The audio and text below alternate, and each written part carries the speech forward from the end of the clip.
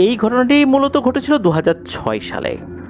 2006 সালে ওই দৌলতপুর উপজেলার ডাংমরকা বাজারের পাশে একটি গ্রাম রয়েছে, যে গ্রামের নাম হচ্ছে গোয়াইরিপাড়া। এই গোয়াইরিপাড়া গ্রামের একজন বেশ নামকরা ব্যক্তি, তার নাম হচ্ছে লিয়াকত মুন্সি। এই লিয়াকত মুন্সির ছোট ছেলের স্ত্রী পারিবারিক কলহজনিত কারণে আত্মহত্যা করেন। তো আত্মহত্যা করার পর পুলিশি ঝামেলা হতে পারে, এই ভয়ে লিয়াকত মুন্সির ছোট ছেলে তো গা ঢাকা দিয়েছে। এদিকে লাশ দীর্ঘ সময় পড়ে আছে, পুলিশকে জানাতে হবে। পুলিশকে জানানো হয়, একটু দেরিতে জানানো হয়। তো পুলিশ আসে, পুলিশ এসে পোস্টমর্টেম করার জন্য লাশটি নিয়ে যায়। লাশটি নেয়ার জন্য ভ্যান ব্যবহার করা হয়। তো ওই সময়ে ওই এলাকায় একজন ব্যক্তি যিনি লাশ টানতেন ভ্যানে করে, তার নাম হচ্ছে আইয়ুব আলী।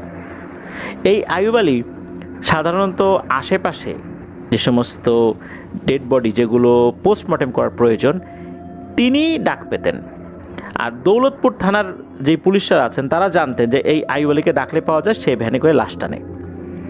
তো 2006 সালে ভেড়ামারা থেকে প্রাগপুরের যে রাস্তাটা রয়েছে, বেশ দীর্ঘ একটা রাস্তা, পুরোটাই ছিল কাঁচা। এখন তো সেটা অনেক উন্নত হয়েছে। তো এই পুরো রাস্তা কিন্তু ভ্যান চালিয়ে যাওয়াটা চারটিখানি কথা না। দিনের বেলাতে কিন্তু লাশটা নিয়ে গেছে। নিয়ে যাওয়ার পর কুষ্টিয়া সদর হসপিটালে সেখানে প্রয়োজনীয় আনুষ্ঠানিকতা শেষ করা হয়। এরপর লাশটা আবার হসপিটাল কর্তৃপক্ষ ছেড়ে দেয়। ছেড়ে দেওয়ার পর লাশটি আবার নেওয়া হয় দৌলতপুর থানাতে। দৌলতপুর থানার আনুষ্ঠানিকতা শেষ করে সন্ধ্যা 7টার কিছুটা পরে তাকে বুঝিয়ে দেওয়া হয়। ওই সময় কিন্তু গরমকালের সিজন, অর্থাৎ মাগরিবের নামাজের পরপরই তাকে বুঝিয়ে দেওয়া হয় লাশটা নিয়ে সে যে যাবে। এখন তো এতটুকু পথ আসতে খুব বেশি সময় লাগে না, কিন্তু ভ্যান চালিয়ে এরকম কাঁচা রাস্তা এতটা পথ আসবে, সময় তো লাগবেই। সে রওনা দিয়েছে লাশ নিয়ে একা। লাশটা কিন্তু কাপড় দিয়ে বাঁধা ছিল, চাটাই দিয়ে বাঁধা না। লাশটা যখন সে নিয়ে রওনা দিয়েছে দৌলতপুর থানা থেকে, উদ্দেশ্য হচ্ছে ডাংমরকা বাজার থেকে এই গোয়াইরিপাড়া গ্রাম। সে রওনা দিয়েছে। রওনা দেওয়ার পর মোটামুটি অনেকটা পথ সে ঠিকঠাক মতোই পাড়ি দিয়েছে, একদম ডাংমরকা বাজার পর্যন্ত চলে এসেছে। ডাংমরকা বাজার থেকে যখন এই গোয়াইরিপাড়া গ্রামের দিকে রওনা দিয়েছে, ওই রাস্তাটা বেশ নির্জন। আশেপাশে পানের বরজ রয়েছে, সুপারি বাগান রয়েছে, গা ছমছমে অবস্থা আর কি। সন্ধ্যার পরে এই রাস্তাটা অনেক গা ছমছমে হয়ে যায়। তো উনি তো বেশ সাহসী একজন মানুষ, ওনার কাছে বিড়ি থাকতো, একটার পর একটা বিড়ি ধরাতেন। আর লাশের গাড়ি চলাচলের ক্ষেত্রে কিছুটা প্যারানরমাল ঘটনা যে ঘটে, এটা তো আইয়ুব আলী নতুন জানেন না, উনি এই সমস্ত বিষয়ে বেশ অভিজ্ঞই বলতে হবে। তো উনি আসছেন, তো হঠাৎ করে মনে হলো ভ্যানটা নড়ে উঠল। যেহেতু কাঁচা রাস্তার বিভিন্ন জায়গায় কিন্তু গর্ত হয়ে থাকে, নড়তেই পারে, কিন্তু না, এই ঝাঁকুনিটা মনে হলো ভিন্ন রকমের ঝাঁকুনি। উনি পেছন দিকে তাকালেন, দেখলেন কিছুই না, লাশ স্বাভাবিকভাবেই আছে। উনি যেভাবে লাশটা ভ্যানের সাথে বেঁধে রেখেছিলেন সেভাবেই আছে। এরপর আবার উনি চলা শুরু করলেন। এবার মনে হলো ধূপ করে একটা শব্দ হলো, মনে হলো কেউ ধপাস করে এসে ওই ভ্যানের উপর বসেছে, আর ভ্যানটা অনেক ভারী হয়ে গেছে। এবার যখনই এই আইয়ুব আলী পেছন দিকে তাকিয়েছেন, তাকিয়ে দেখেন একটা মহিলা বসে আছে। আর এই মহিলাটা কিন্তু এই যে লাশ যার, সেই মহিলা। এই লাশের চেহারা কিন্তু আইয়ুব আলী দেখেছিলেন, আর এই মহিলাকে কিন্তু উনি আগে থেকে চিনতেন, এই লিয়াকত মুন্সির ছোট ছেলের বউকে, যার কারণে এই মহিলা তার অপরিচিত ছিল না। উনি দেখেন এই মহিলা বসে আছে, লাশের দিকে তাকিয়ে আছে, তার দিকে কিন্তু তাকায় নাই। উনি দেখলেন এই মহিলার কপাল থেকে একদম নাক থেকে নিচ পর্যন্ত সেলাইয়ের দাগ। বডি পোস্টমর্টেম করলে শরীরের কিছু জায়গা কিন্তু কাটা হয়ে থাকে, অনেক সময় কপালের উপরেও কাটা হয়ে থাকে, তার ওখানে সেলাইয়ের দাগ। তো এটা যখন উনি দেখেছেন, উনি তো মারাত্মক ভয় পেয়েছেন। ভয় পেয়ে লাফ দিয়ে উনি ভ্যান থেকে নেমে কিছুটা দূরে সরে গিয়েছেন। এদিকে হয় কি, এই যে রাস্তার পাশে যে পানের বরজ, মনে হচ্ছে পানের বরজের মধ্যে মারামারি, ভাঙচুর, চিৎকার চেঁচামেচি শুরু হয়ে গেছে। তবে এই চিৎকার চেঁচামেচি মানুষের চিৎকার চেঁচামেচি না, মনে হচ্ছে ভয়ঙ্কর কোনো প্রাণী গর্জন করছে, আর সেখানে ভাঙচুর চলছে। উনি এক পাশে দাঁড়িয়ে আছেন, ভ্যান ছেড়ে কিন্তু যেতে পারছেন না উনি, কারণ এটা কিন্তু এক প্রভাবশালী বাড়ির একজন মানুষের লাশ। উনি যে ভ্যান ছেড়ে যাবেন, ওনার তো আয় রোজগারের মাধ্যম এই ভ্যান। আর উনি কোথায় যাবেন, হাতে যেহেতু বিড়ি সিগারেট আছে, উনি ভয় পাচ্ছেন, উনি দাঁড়িয়ে আছেন, কি হয় দেখবেন। উনি খেয়াল করলেন এই যে মহিলাটা যেই লাশের সুরত নিয়ে বসে আছে, এই মহিলাটা কি করলো, ভ্যান থেকে নামলো। আমরা অনেক ঘটনায় শুনি না যে শূন্যের উপর ভেসে ভেসে চলে যাচ্ছে, বিষয়টা এরকম না। ওই মহিলাটা যখন ভ্যান থেকে নামলো, ভ্যানের নিচে কিন্তু একটা টিমটিমে হারিকেন জ্বালানো ছিল। সেই আলোতে দেখা যাচ্ছিল যে মহিলাটা যখনই ভ্যান থেকে মাটির উপর নেমেছেন, মাটির রাস্তা তো ধুলাবালি ছিল, পায়ের চাপের কারণে চতুর্দিক থেকে ধুলাবালি উড়ে উঠল। এটাও কিন্তু এই আইয়ুব আলী দেখলেন, অর্থাৎ মাটির উপরই সে নামলো। এরপর হাঁটতে হাঁটতে চলে গেল রাস্তার পাশে থাকা পানের বরজের ভিতরে। যখনই এই পানের বরজের ভিতরে গিয়েছে, সাথে সাথে মুহূর্তের মধ্যে সব শব্দ থেমে গেল। মনে হচ্ছে এখানে কিছুই হচ্ছে না। যেহেতু মহিলাটা নেমে গেছে, এই সুযোগে দ্রুত আইয়ুব আলী তার ভ্যানের উপর উঠে সে ভ্যান চালানো শুরু করেছে। মাঝে মাঝে পেছন দিকে তাকিয়ে দেখছে যে কিছু আছে কিনা, তবে না, ঠিকঠাকই আছে। এরপরে আবার হঠাৎ করে মনে হলো ভ্যানটা অনেকটা ভারী হয়ে গেছে। এবার সাহস করে পেছন দিকে তাকিয়েছে। তাকানোর পর দেখলো যে না, এবার কোনো মানুষকে বা কোনো অশরীরীকে দেখা যাচ্ছে না। তবে হ্যাঁ, এবার একটা ভিন্ন রকমের জিনিস দেখা যাচ্ছে। এই লাশের পায়ের দিকটা কিন্তু খোলা ছিল না, বেশ শক্ত করে কাপড় দিয়ে পেঁচিয়ে বাঁধা ছিল। লাশের পায়ের দিকটা, অর্থাৎ গোড়ালি থেকে কিছুটা উপরে 3-4 ইঞ্চি উপর পর্যন্ত 2 পা খোলা। উনি চিন্তা করলেন কী ব্যাপার, এটা খুলল কে? উনি ভ্যান থামালেন, থামিয়ে লাশের এই পায়ের দিকটাতে গেলেন। গিয়ে দেখলেন যে একটা পা অস্বাভাবিক রকমের কালো। এই মহিলাটা কিন্তু অনেকটা ফর্সা ছিলেন, কিন্তু তার একটা পা অস্বাভাবিক রকমের কালো কালো কুচকুচে হয়ে গেছে একদম। আর একটা পা থেকে টপ টপ টপ টপ করে রক্ত পড়ছে। উনি ভেবে পেলেন না এই পাটা কালো কেন আর পা থেকে রক্ত পড়ছে কেন। পর মুহূর্তে আবার চিন্তা করলেন, যেহেতু পোস্টমর্টেম করা হয়েছে, শরীরে কাটাছেঁড়া করা হয়েছে, রক্ত তো পড়তেই পারে। উনি আর সেদিকে মনোযোগ না দিয়ে আবার লাশ নিয়ে ভ্যানটা চালানো শুরু করলেন। সেখান থেকে কিছুটা পথ এসে একটা ছোট্ট কালভার্টের মতো পড়ে। উনি যেই না কালভার্টের উপর উঠেছেন, তখন দেখেন যেই লাশটা ওনার ভ্যানে ছিল, এই লাশটা এখন ঠিক কালভার্টের উপরে আড়াআড়িভাবে শুইয়ে রাখা হয়েছে। উনি তখনই উনি পেছন দিকে তাকিয়েছেন, তাকিয়ে দেখেন যে লাশটা ভ্যানের উপর নাই। তখন উনি বুঝতে পারলেন এটাই সেই লাশ যেটা সামনে রাখা, কারণ তার পায়ের নিচের অংশটা খোলা ছিল, এক পা থেকে তখনও টপ টপ করে রক্ত পড়ছে। ওই জায়গা থেকে কিন্তু লিয়াকত মুন্সির বাড়ি কাছাকাছি ছিল। লিয়াকত মুন্সির বাড়ি উনি চিনতেন। লিয়াকত মুন্সির বাড়ির সামনে বেশ বড় একটা পুকুর রয়েছে, ওই পুকুরটাও অনেকে চিনতেন। লিয়াকত মুন্সির পুকুর নামে সেটা পরিচিত, অনেকে সেই পুকুর ব্যবহারও করতেন। আর যেহেতু ওই লিয়াকত মুন্সির বাড়ি এই আইয়ুব আলী চিনতেন, উনি কী করেছেন, ভ্যান আর লাশ ওখানে রেখে লাশের এক সাইড দিয়ে দৌড় দিয়ে ওই লিয়াকত মুন্সির বাড়ির দিকে যাওয়া শুরু করেছেন। তো উনি যখন যাওয়া শুরু করেছেন, পেছন থেকে কিন্তু আর কোনো ডাক বা কোনো ভয়ঙ্কর কোনো আওয়াজ, কটমট কটমট আওয়াজ এরকম শোনা যায়নি। সে এক দৌড়ে চলে গেছে লিয়াকত মুন্সির বাড়ি। তো উনি যখন ওই বাড়িতে গিয়েছেন, ওই বাড়ির উঠোনের উপর যেই না দাঁড়িয়েছেন, তখন দেখেন বিভৎস এক দৃশ্য। উনি দেখেন উঠোন ভর্তি শুধু লাশ আর লাশ, আর প্রত্যেকটা লাশ মনে হচ্ছে এই যেই লিয়াকত মুন্সির ছোট ছেলের স্ত্রীকে উনি দেখেছিলেন মাত্র রেখে আসছেন, ঠিক ওই রকম লাশ। মনে হচ্ছে যে একটা আর একটার কপি। প্রত্যেকটার পায়ের একটা নির্দিষ্ট অংশ পর্যন্ত খোলা, আর প্রত্যেকটার এক পা কালো, আর একটা পা থেকে রক্ত গলগল করে বের হচ্ছে।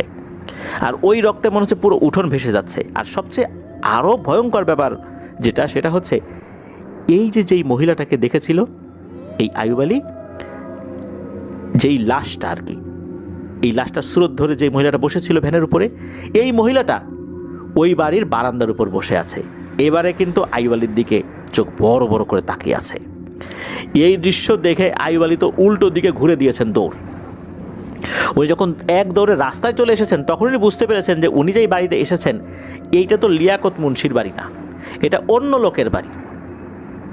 এই যে এই বাড়িটা, এই বাড়িতে যারা থাকতেন এনারা বেশ বছরখানেক হলো ঢাকাতে চলে গেছেন।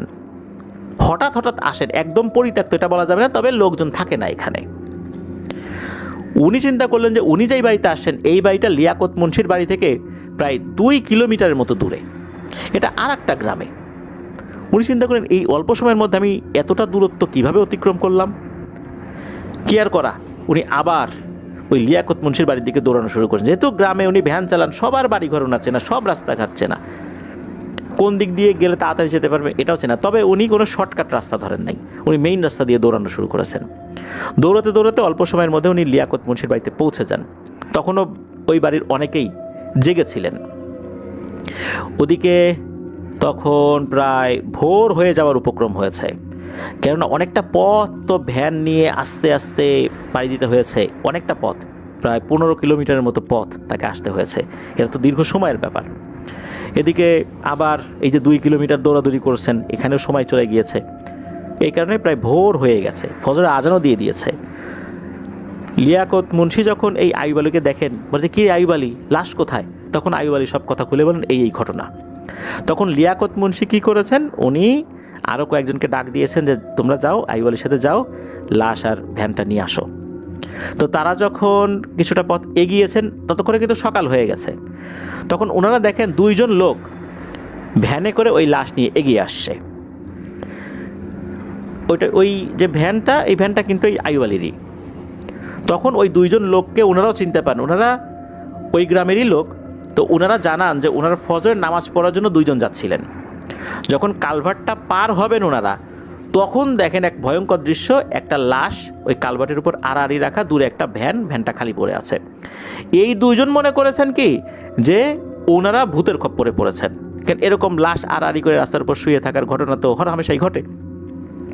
ওনারা ভয়ে উল্টো দিকে দৌড় দিয়েছেন, উল্টো দিকে দৌড় দিয়ে ওই সাইডে আর একটা মসজিদ ছিল, সেই মসজিদে নামাজ পড়েছেন। তো নামাজ পড়ে যখন বের হবেন তখন তো সকাল হয়ে গেছে। ওই 2 জন আলোচনা করছেন যে আচ্ছা, যেই জিনিসটা দেখলাম ওটাকে আছে কি না, চলো তো দিকে দেখে আসি। তখন ওনারা যখন ওইদিকে আগানো শুরু করছেন তখন দেখেন একই রকমভাবে ওই ভ্যানটাও আছে, লাশও আছে। তখন তো বুঝতে পারছেন যে আরে সকাল হয়ে গেছে, এই লাশ তো যদি ভূতের একটা কারসাজি হতো তাহলে তো এটা এখানে থাকতো না। তখন ওনারা কাছে যান, কাছে যাওয়ার পর ওই লাশের মুখটা খোলেন। মুখ খোলার পর তো বুঝতে পারছেন এটা তো লিয়াকত মুন্সির ছোটো ছেলের স্ত্রীর লাশ, যে আত্মহত্যা করেছে। তখন তো বুঝতে পারছেন আরে এই ভ্যানটাও তো আইয়ুব আলীর ভ্যান, নিশ্চয়ই কোনো একটা ঝামেলা হয়েছে। যেহেতু লিয়াকত মুন্সির বাড়ি ওনারা চেনেন, ওনারা ধরাধরি করে ওই লাশটা ভ্যানের উপর উঠিয়ে ওই ভ্যান সমেত লিয়াকত মুন্সির বাড়ির দিকে রওনা দিয়েছেন আর কি। এরপর তো লিয়াকত মুন্সি তার ছেলের স্ত্রীর লাশ বুঝে পান, গোসল দেওয়া হয়, দাফন কাফন করা হয়। তো এই ছিল ঘটনা। 2017 সালে এই আইয়ুব আলী উনি স্বাভাবিকভাবেই মারা গিয়েছিলেন। তবে এই ঘটনার পর উনি যে এই লাশটা ছেড়ে দেবেন বিষয়টা কিন্তু এরকম ছিল না, উনি আরও লাশ টেনেছেন। আর ভয় ভীতি ওনার মধ্যে কমই ছিল। আজব এক লোক। সাধারণত আমরা দেখি যে ভয়ের ঘটনা ঘটে গেলে বা বড় কোনো ভয় যদি কেউ পায় তারা কিন্তু ওই কাজটা ছেড়ে দেন। আইয়ুব আলী কিন্তু ছাড়েন নাই। আইয়ুব আলী তার কাজে উনি অটল ছিলেন। হ্যাঁ, এটা সত্য যে চেষ্টা করতেন যে পারতপক্ষে এগুলো থেকে বেঁচে থাকার জন্য, কিন্তু যাদের একবার নাম হয়ে যায় যে এই লোক লাশ টানে, বারবার কিন্তু তার ডাক পড়ে। আর যে সমস্ত ভ্যানগুলোতে লাশ টানা হয়, এই ভ্যানে কিন্তু যাত্রীরা জেনে শুনে উঠতে চান না, এটা কিন্তু আমরা অনেকেই জানি।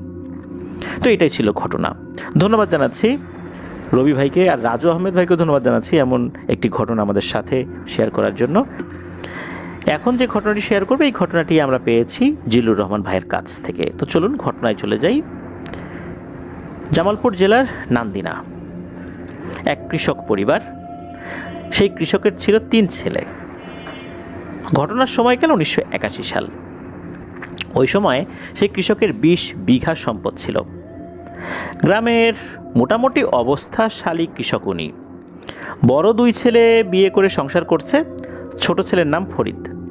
ফরিদের বয়স তখন 18 থেকে 20 বছর হবে আনুমানিক। ফরিদ ছোট থেকেই অনেক দায়িত্বশীল এবং কর্মঠ। সমবয়সীদের মতো খেলাধুলা, আড্ডা এসবে মন ছিল না ফরিদের। একই গ্রামের আবার এক গরিব কৃষকের ছেলে শহীদ। ফরিদ আর শহীদ এই 2 জন ছিল খুবই ক্লোজ বন্ধু। শহীদ আর ফরিদ এই 2 জনের নামের মধ্যে কিন্তু মিল রয়েছে। আর সম্পত্তির দিক থেকে আবার বেশ কিছু অমিলও ছিল। শহীদের বাবার আবার অল্প জমি, শহীদ ছোটবেলায় মাদ্রাসায় লেখাপড়া করেছে, একটা সময় লেখাপড়া বাদ দিয়ে বাবার সাথে কৃষি জমিতে যুক্ত হয়েছে বা কৃষিকাজে যুক্ত হয়েছে। অপরদিকে ফরিদের বাবার অনেক বেশি জমি ছিল। ওই সময়ে গ্রামে তেমন স্কুল বা শিক্ষা প্রতিষ্ঠান ছিল না বললেই চলে, আর মানুষজন তেমন লেখাপড়ার প্রতি আগ্রহীও ছিল না এখন যেমনটা দেখা যায়। ফরিদের স্বপ্ন ছিল সে ট্রাক ড্রাইভার হবে। এক আত্মীয়ের ট্রাকে দীর্ঘদিন হেল্পার হিসাবে কাজ করে ফরিদ। একসময় ফরিদ ড্রাইভিং শিখে ফেলে। দীর্ঘদিন ট্রাকে হেল্পার হিসেবে ছিল, তাই দেশের নানান জায়গায় সে গিয়েছে, নানান জায়গার রাস্তাঘাট চেনা হয়ে গেছে। ফরিদ তার উপার্জনের সামান্য কিছু টাকা দিয়ে নিজে খরচ করত, বাকি সব টাকা বাবার হাতে তুলে দিত। ফরিদের দায়িত্বশীলতার জন্য বাবার সাথে তার সম্পর্ক খুবই ভালো ছিল। ফরিদ কিন্তু তখনও বিয়ে করেনি। ফরিদ একসময় বাবাকে ট্রাক কিনে দিতে বলে। বাবার যেহেতু পূর্ণ বিশ্বাস ছিল যে ফরিদ ভালো, কর্মঠ, দায়িত্ববান, তাই উনি 5 বিঘা জমি বিক্রি করে তারপর হাতে আরও কিছু টাকা ছিল, সেই টাকা সহ ফরিদকে একটা নতুন ট্রাক কিনে দেন। ওই সময় বাংলাদেশের ট্রাক বলতে ছিল বেডফোর্ড ট্রাক। বেডফোর্ড ট্রাক 2 মডেলের ছিল। এক মডেল ছিল সামনের অংশ বাসের মতো আকৃতির, আর এক মডেল ছিল ইঞ্জিন সামনে অনেকটা প্রাইভেট কারের মতো। এটা কিন্তু এখনও দেখা যায়। ফরিদ সামনে ইঞ্জিনওয়ালা হলুদ রঙের একটি নতুন brand new Hindustan Bedford truck কিনে ঢাকা থেকে এবং সাভার একটা ওয়ার্কশপ থেকে ট্রাকের বডি নির্মাণ করা হয়।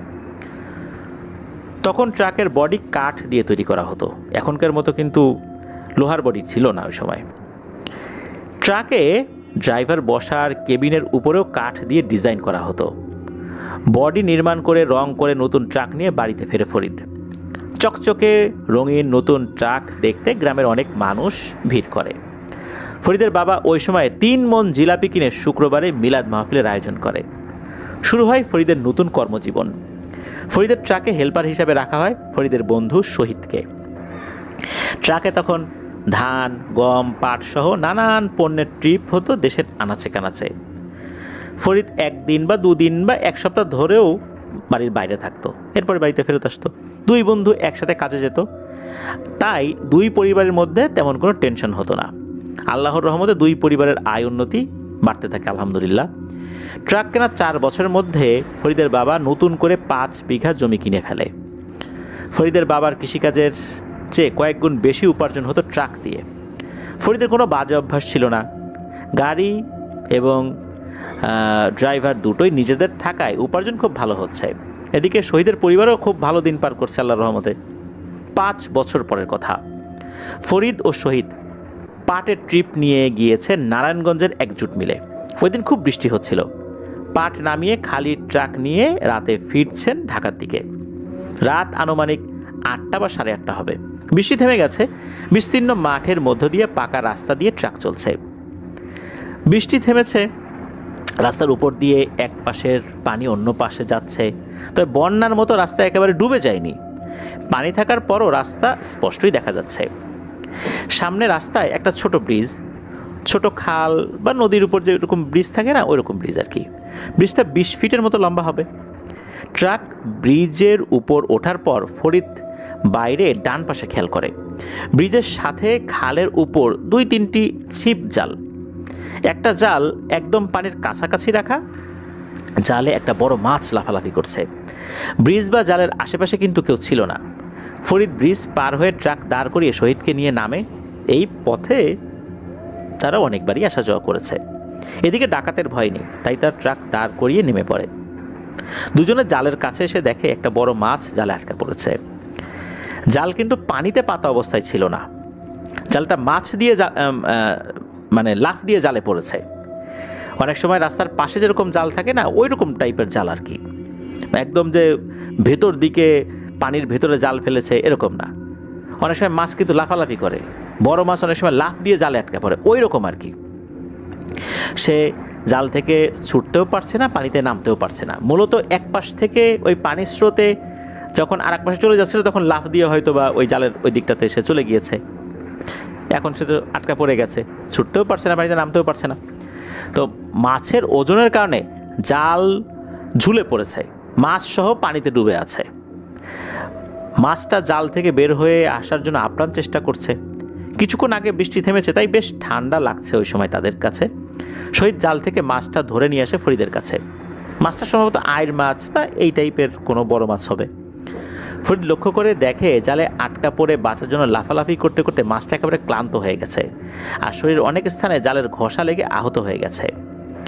শহীদ বলল, গাড়িতে বাজার ব্যাগ আছে, মাছটা ব্যাগে রেখে দেই, ওজন তো 5 কেজির কম হবে না। ফরিদ বলল, মাছটা ছেড়ে দে, বাঁচার জন্য অনেক চেষ্টা করতে করতে মাছটা আহত হয়ে গেছে, একেবারে ক্লান্ত হয়ে গেছে, আমরা কবে বাড়ি যাই তার ঠিক নাই, তুই মাছটা ছেড়ে দে, যদি বাড়ির দিকে যেতাম তাহলে তো একটা কাজ ছিল। শহীদ একটু মন খারাপ করে মাছটা খালের পানিতে ছেড়ে দিল। মাছটা পানিতে ছাড়ার সাথে সাথে খালের পানিতে আরও কয়েকটা মাছের শব্দ পেল। তখনই তাদের কাছে ঠান্ডা লাগার যে অনুভূতিটা ছিল সেটা চলে গেল, তাপমাত্রা স্বাভাবিক দিনের মতো হয়ে গেল। ফরিদ আর শহীদ দেরি না করে ট্রাকে উঠে স্টার্ট দিয়ে চলা শুরু করে। এখনও অনেক পথ বাকি, এদিকে আবহাওয়া তেমন ভালো না, আবার বৃষ্টি হবে মনে হচ্ছে। ট্রাক চালু করেছে 1 মিনিটও হয়নি, এখনও তারা টপ গিয়ারে যায়নি। দুজনের কাছেই মনে হচ্ছে দুনিয়ার সব ঘুম তাদের দুজনের চোখে চলে এসেছে, শরীর নিস্তেজ লাগছে, চোখও মেলা যাচ্ছে না। ফরিদ বলল, কিরে শহীদ, এমন ঘুমে 2 চোখ একদম বন্ধ হয়ে যাচ্ছে কেন? সব তো সামনে অন্ধকার দেখতেছি, গাড়ি এক জায়গায় সাইড কর, একটু ঘুমিয়ে নেই। এই বলে এরা ঘুমিয়ে পড়ে এক জায়গায় সাইড করে আর কি। ফরিদ তো ঘুমিয়ে পড়ছিল, আর ফরিদ ঘুমিয়ে পড়েছিল মূলত গাড়িটা একটা জায়গায় সাইড করে, আর শহীদ তো হেল্পার ছিল, সে ওই গাড়ি সাইড করার আগেই ঘুমিয়ে পড়েছে, আর স্টিয়ারিংয়ে বসেই ফরিদ ঘুমিয়ে পড়েছে। ফরিদ ও শহীদ দুজনের ঘুম ভাঙে। তারা অচেনা নিরিবিলি একটা জায়গা নিজেদেরকে আবিষ্কার করে, সম্পূর্ণ ভিন্ন একটা জায়গা। গাছপালা আছে কিন্তু সম্পূর্ণ অচেনা ও অন্যরকম। উপরের আকাশের রঙটাও একটু আলাদা, কোথাও কোনো কোলাহলের শব্দ নেই। বেশ কিছু দূরে প্রাসাদের মতো কিছু ঘর দেখা যাচ্ছে। শহীদ বলে ওঠে, ফরিদ, আমরা তো গাড়িতে ঘুমাইছি, এখন কিভাবে এলাম আমরা, আর এই জায়গাটা কোথায়, আমাদের এখানে কে নিয়ে আসলো? শহীদ ফরিদকে উদ্দেশ্য করে একাই কথা বলছে, কিন্তু ফরিদ চারপাশে ঘুরে ঘুরে দেখছে। ফরিদ শহীদকে উদ্দেশ্য করে বলে, শহীদ, আমরা মনে হয় মারা গেছি রে, আমাদের পায়ে কোনো জুতা নাই, ঘুমের মধ্যে কোনো গাড়ি হয়তো আমাদেরকে ধাক্কা দিছে, এটা মনে হচ্ছে আখিরাতের জীবন অথবা বারজাখের জীবন। শহীদ বলে, দেখ, আমাদের কারো কোনো শরীরে আঘাতের চিহ্ন নাই, আমরা তো কোনো স্বপ্ন দেখতেছি না, স্বপ্ন হলে একজনে দেখতাম, কিন্তু এখন তো আমরা দুইজনকে দেখতেছি, কথা বলতেছি। তো এরকমভাবে শহীদ আর ফরিদ নিজেরা নিজেদের মতো করে কথা বলতেছে, অবাক হচ্ছে কিভাবে এরকম একটা অজানা জায়গায় নিজেদেরকে আবিষ্কার করেছে, এটা নিয়ে আলোচনা করছে বিভিন্নভাবে। কেউ বলছে আখিরাতের জীবন, কেউ বলছে আমরা স্বপ্ন দেখতেছি। ভয়, আতঙ্ক, কৌতূহল, নানান ধরনের প্রশ্ন তাদের মনে ঘিরে ধরেছে, তা মনের ভিতরে বারবার জেগে উঠছে। হঠাৎ পেছন থেকে একাধিক কণ্ঠে তাদেরকে সালাম দেয়া হয়। দুজনেই ভয় পেয়ে পিছনে ঘুরে শহীদ ওয়ালাইকুম আসসালাম বলে জবাব দেয়। শহীদ সালামের উত্তর পেছনে ঘোরার আগেই দেওয়া শুরু করেছিল মূলত। ফরিদ পিছনে ঘুরে যারা সালাম দিয়েছে তাদেরকে দেখেই সালামের জবাব দেওয়ার আগেই ভয়ে নিথর হয়ে গেছে। তাদের থেকে দ্বিগুণ উচ্চতার কয়েকজন মানুষ, গায়ের রং রূপালী বর্ণের, বোরখার কাপড়ের মতো পিচ্ছিল দেখতে, পাতলা মোলায়েম পোশাক, মাথার চুল, দাড়ি, গাঢ় রূপালী বর্ণের। তো তারা বলল যে আপনারা আমাদের সাথে আসুন। এ কথা শোনার পর তারা তাদের সাথে আর কোনো কথাবার্তা না বলেই অগ্রসর হতে শুরু করে। ফরিদ ও শহীদ ভয়ে তাদের পেছনে অনুসরণ করছে। মানুষগুলো তাদেরকে নিয়ে একটা জলাশয়ের কাছে এসে থামে। ফরিদ ও শহীদ বিশাল বড় গোলাকার পুকুর দেখতে পেল। পুকুরের পানি এতটাই স্বচ্ছ ছিল, পুকুরের নিচে ছোট ছোট যে পাথর আছে সেগুলো দেখা যাচ্ছে। সেই পুকুরে মাটির কোনো অস্তিত্ব আসলে দেখা যাচ্ছে না, পানির নিচে কোনো মাটি নেই। এমনকি পুকুরের পানিতে কোনো ঢেউ তো দূরের কথা, পানিতে সামান্য নড়াচড়া পর্যন্ত ছিল না। ফরিদ ও শহীদ কোনো প্রশ্ন করা তো দূরের কথা, তাদের দিকে তাকিয়ে যে কোনো একটা দৃষ্টি দেবে, কিছুক্ষণ তাকিয়ে থাকবে, ভালো করে দেখবে, এটারও সাহস করতে পারছে না ভালো করে। তারা দুজনেই একসাথে পুকুরে নামে। তারা পুকুরে নেমে পানির শুরু থেকে পানির মধ্যে যত দূর অবধি গিয়েছে তাদের কাছে পুকুরের গভীরতা সমান বলে মনে হয়েছে। কারণ আমরা সবাই জানি পুকুরে নামলে যত গভীরে নামা হয় গভীরতা তত বেশি বাড়ে। পানির যেখানে গভীরতা, আমরা যদি পাড়ের দিকে চিন্তা করি, পাড় থেকে কিন্তু আস্তে আস্তে ঢাল হতে শুরু করে, গভীরতা সেখান থেকে শুরু হয় আর কি। কিন্তু ওখানে কিন্তু দেখা যাচ্ছে যে সব জায়গায় একই গভীরতা। একটা বালতির ভিতর যদি পানি দেওয়া হয়, তো বালতির মধ্যে কিন্তু গভীরতা সব জায়গায় একই রকম থাকে, মনে হচ্ছে ওই রকম। তাদের কাছে খুব অবাক লাগছে। শহীদ ও ফরিদ দুজনেই পুকুরের পানিতে ডুব দিয়ে গোসল করে উপরে উঠে আসে।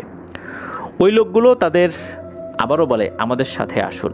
মূলত ওই লোকগুলোই তাদেরকে বলেছিল ওখানে গোসল করতে। তা আবার তারা একটা প্রাসাদের দিকে আগাচ্ছে। ফরিদ ও শহীদ তাদের পেছনে চলছে।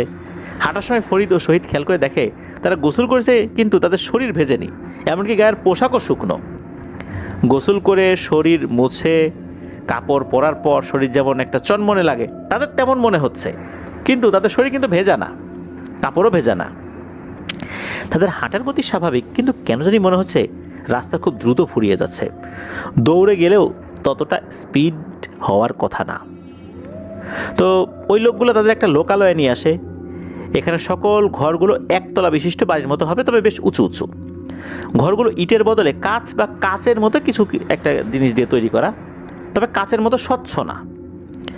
ফরিদ ও শহীদকে লোকালয়ের সবচেয়ে বড় একটা ঘরের দরজার সামনে নেওয়া হলো। সব ঘরের দরজা মাটি থেকে ছাদ পর্যন্ত লম্বা ছিল, আর জানালাগুলো ছিল অনেক উপরে, ছাদের কাছাকাছি। সকল ঘরের জানালাগুলোর দৈর্ঘ্য ছিল বেশি, কিন্তু প্রশস্ততা কম, অর্থাৎ লম্বা চওড়া না। ঘরের ভেতর থেকে দুজন মানুষ বের হয়ে দরজার সামনে দাঁড়ালো। এদের দেখে বেশ বয়স্ক মনে হচ্ছে। একজনের মুখ পাতলা হিজাব দিয়ে ঢাকা, তো মনে হচ্ছে যে এনারা আসলে মহিলা, যেহেতু হিজাব দিয়ে ঢাকা, চেহারা তো ভালো করে বোঝা যাচ্ছে না। তো যাই হোক, দুজন ফরিদ ও শহীদকে সালাম দিল, কিন্তু ভয়ে এরা সালামের উত্তরই দিতে পারেনি। এবার ঘর থেকে বের হওয়া পুরুষ মানুষটি ফরিদ ও শহীদকে নাম জিজ্ঞেস করলো। জিজ্ঞেস করার সাথে সাথে ফরিদ ও শহীদের পেছন থেকে তাদের দুজনের নাম বলল। তারা অবাক হয়ে পেছনে তাকিয়ে দেখে অনেকগুলো মানুষ তাদের ঠিক পেছনে দাঁড়িয়ে আছে। তাদের সকলের মধ্যে একটা জিনিসের মিল ছিল, সকলের উচ্চতা প্রায় সমান, মানে সকলে একই উচ্চতার আর কি।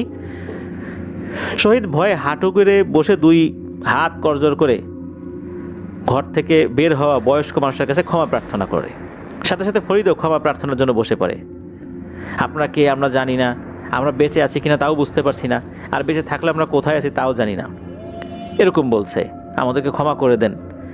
ঘর থেকে বের হয় বয়স্ক ব্যক্তি ফরিদ ও শহীদের মাথায় হাত দিয়ে বলেন, তোমরা দুজনেই বেঁচে আছো বাবা, আর তোমরা আমাদের রাজ্যে আছো, আমরা জিন জাতি, আমি তোমাদেরকে এখানে নিয়ে আসতে বলেছি, ভয় পেও না, তোমরা আমাদের বন্দি নও, তোমরা আমার বিশেষ মেহমান, আসো, তোমরা ঘরে আসো, তোমরা আমার একমাত্র সন্তানের জীবন রক্ষা করেছ। তোমরা মাছ ভেবে যে মাছটাকে জালে পেয়েও ওর শরীরে আঘাত দেখে ছেড়ে দিয়েছ, সেই মূলত আমার ছেলে ছিল। আমার ছেলেটা আজকে কোনো রক্ষী ছাড়া একা বের হয়েছিল। অনেক খোঁজাখুঁজির পর জানতে পারি সে মাছের আকৃতি নিয়ে বৃষ্টির পানিতে খেলা করার সময় একটা জালে আটকা পড়েছে রাস্তা পার হওয়ার সময়। মূলত পানি রাস্তা যখন পার হয়ে যাচ্ছিল, ওই পানির সাথে সে ওই স্রোতে পার হতে গিয়ে জালে আটকা পড়ে। আর জালে আটকা পড়ার কারণে সে নিজের আকৃতি পরিবর্তন করতে পারছিল না, রক্ষীরাও তাকে উদ্ধার করতে পারছিল না। আমাদের কিছু নিয়ম আছে, আমাদের দলের কেউ আকৃতি বদল করলে সবাইকে একই আকৃতি ধারণ করতে হয়।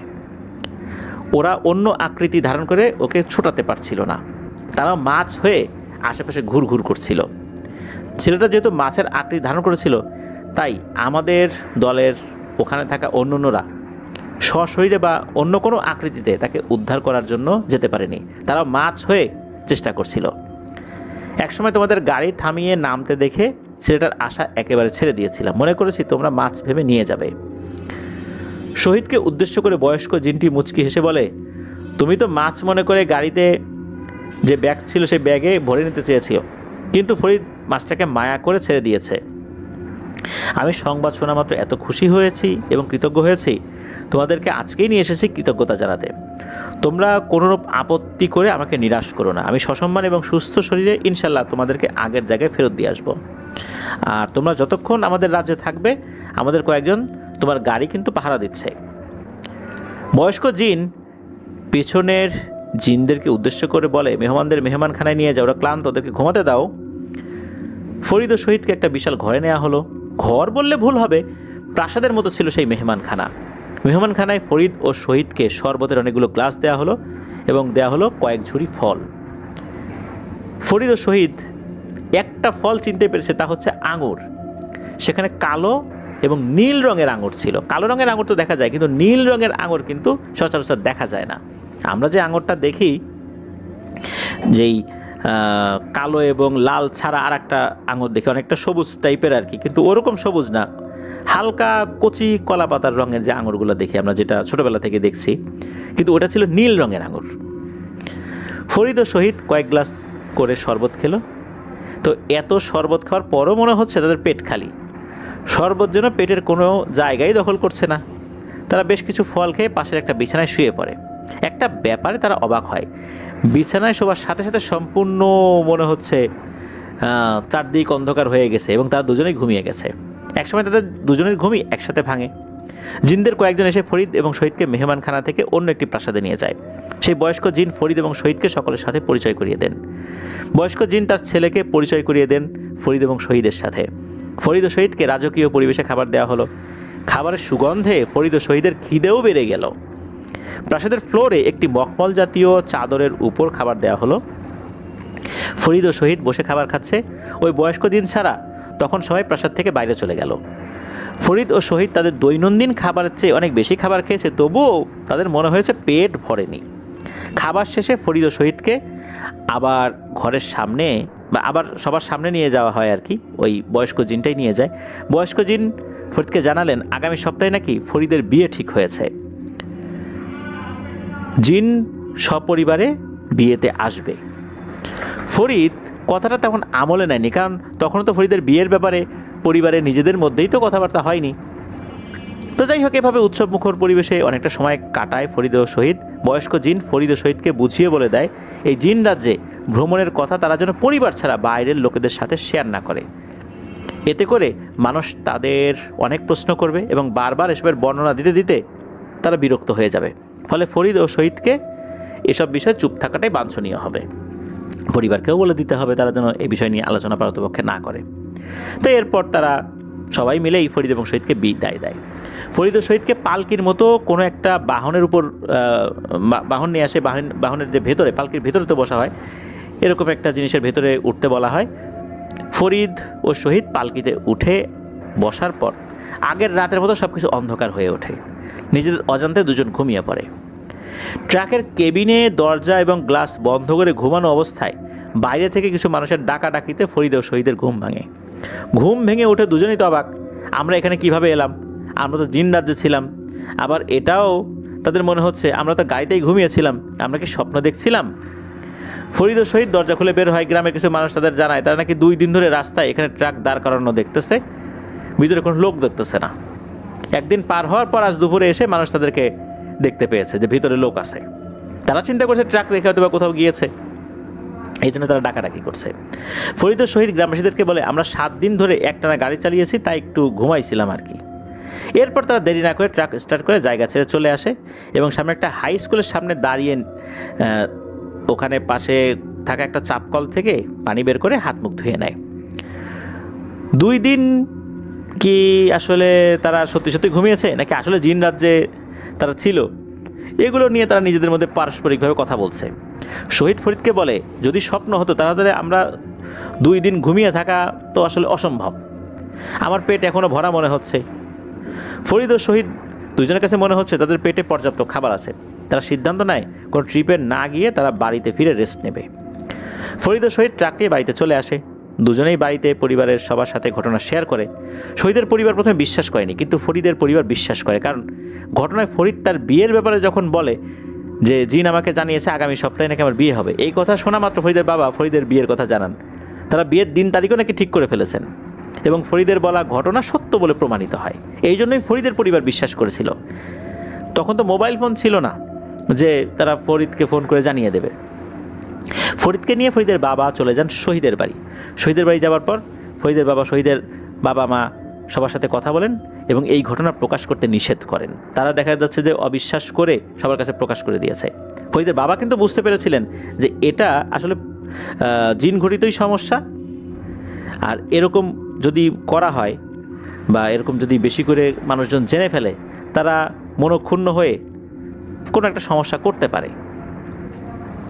দেখা যাচ্ছে যে তারা এদেরকে নিয়ে যেতে পারে, অনেক ধরনের ব্যাপারই তো ঘটতে পারে, তাই না?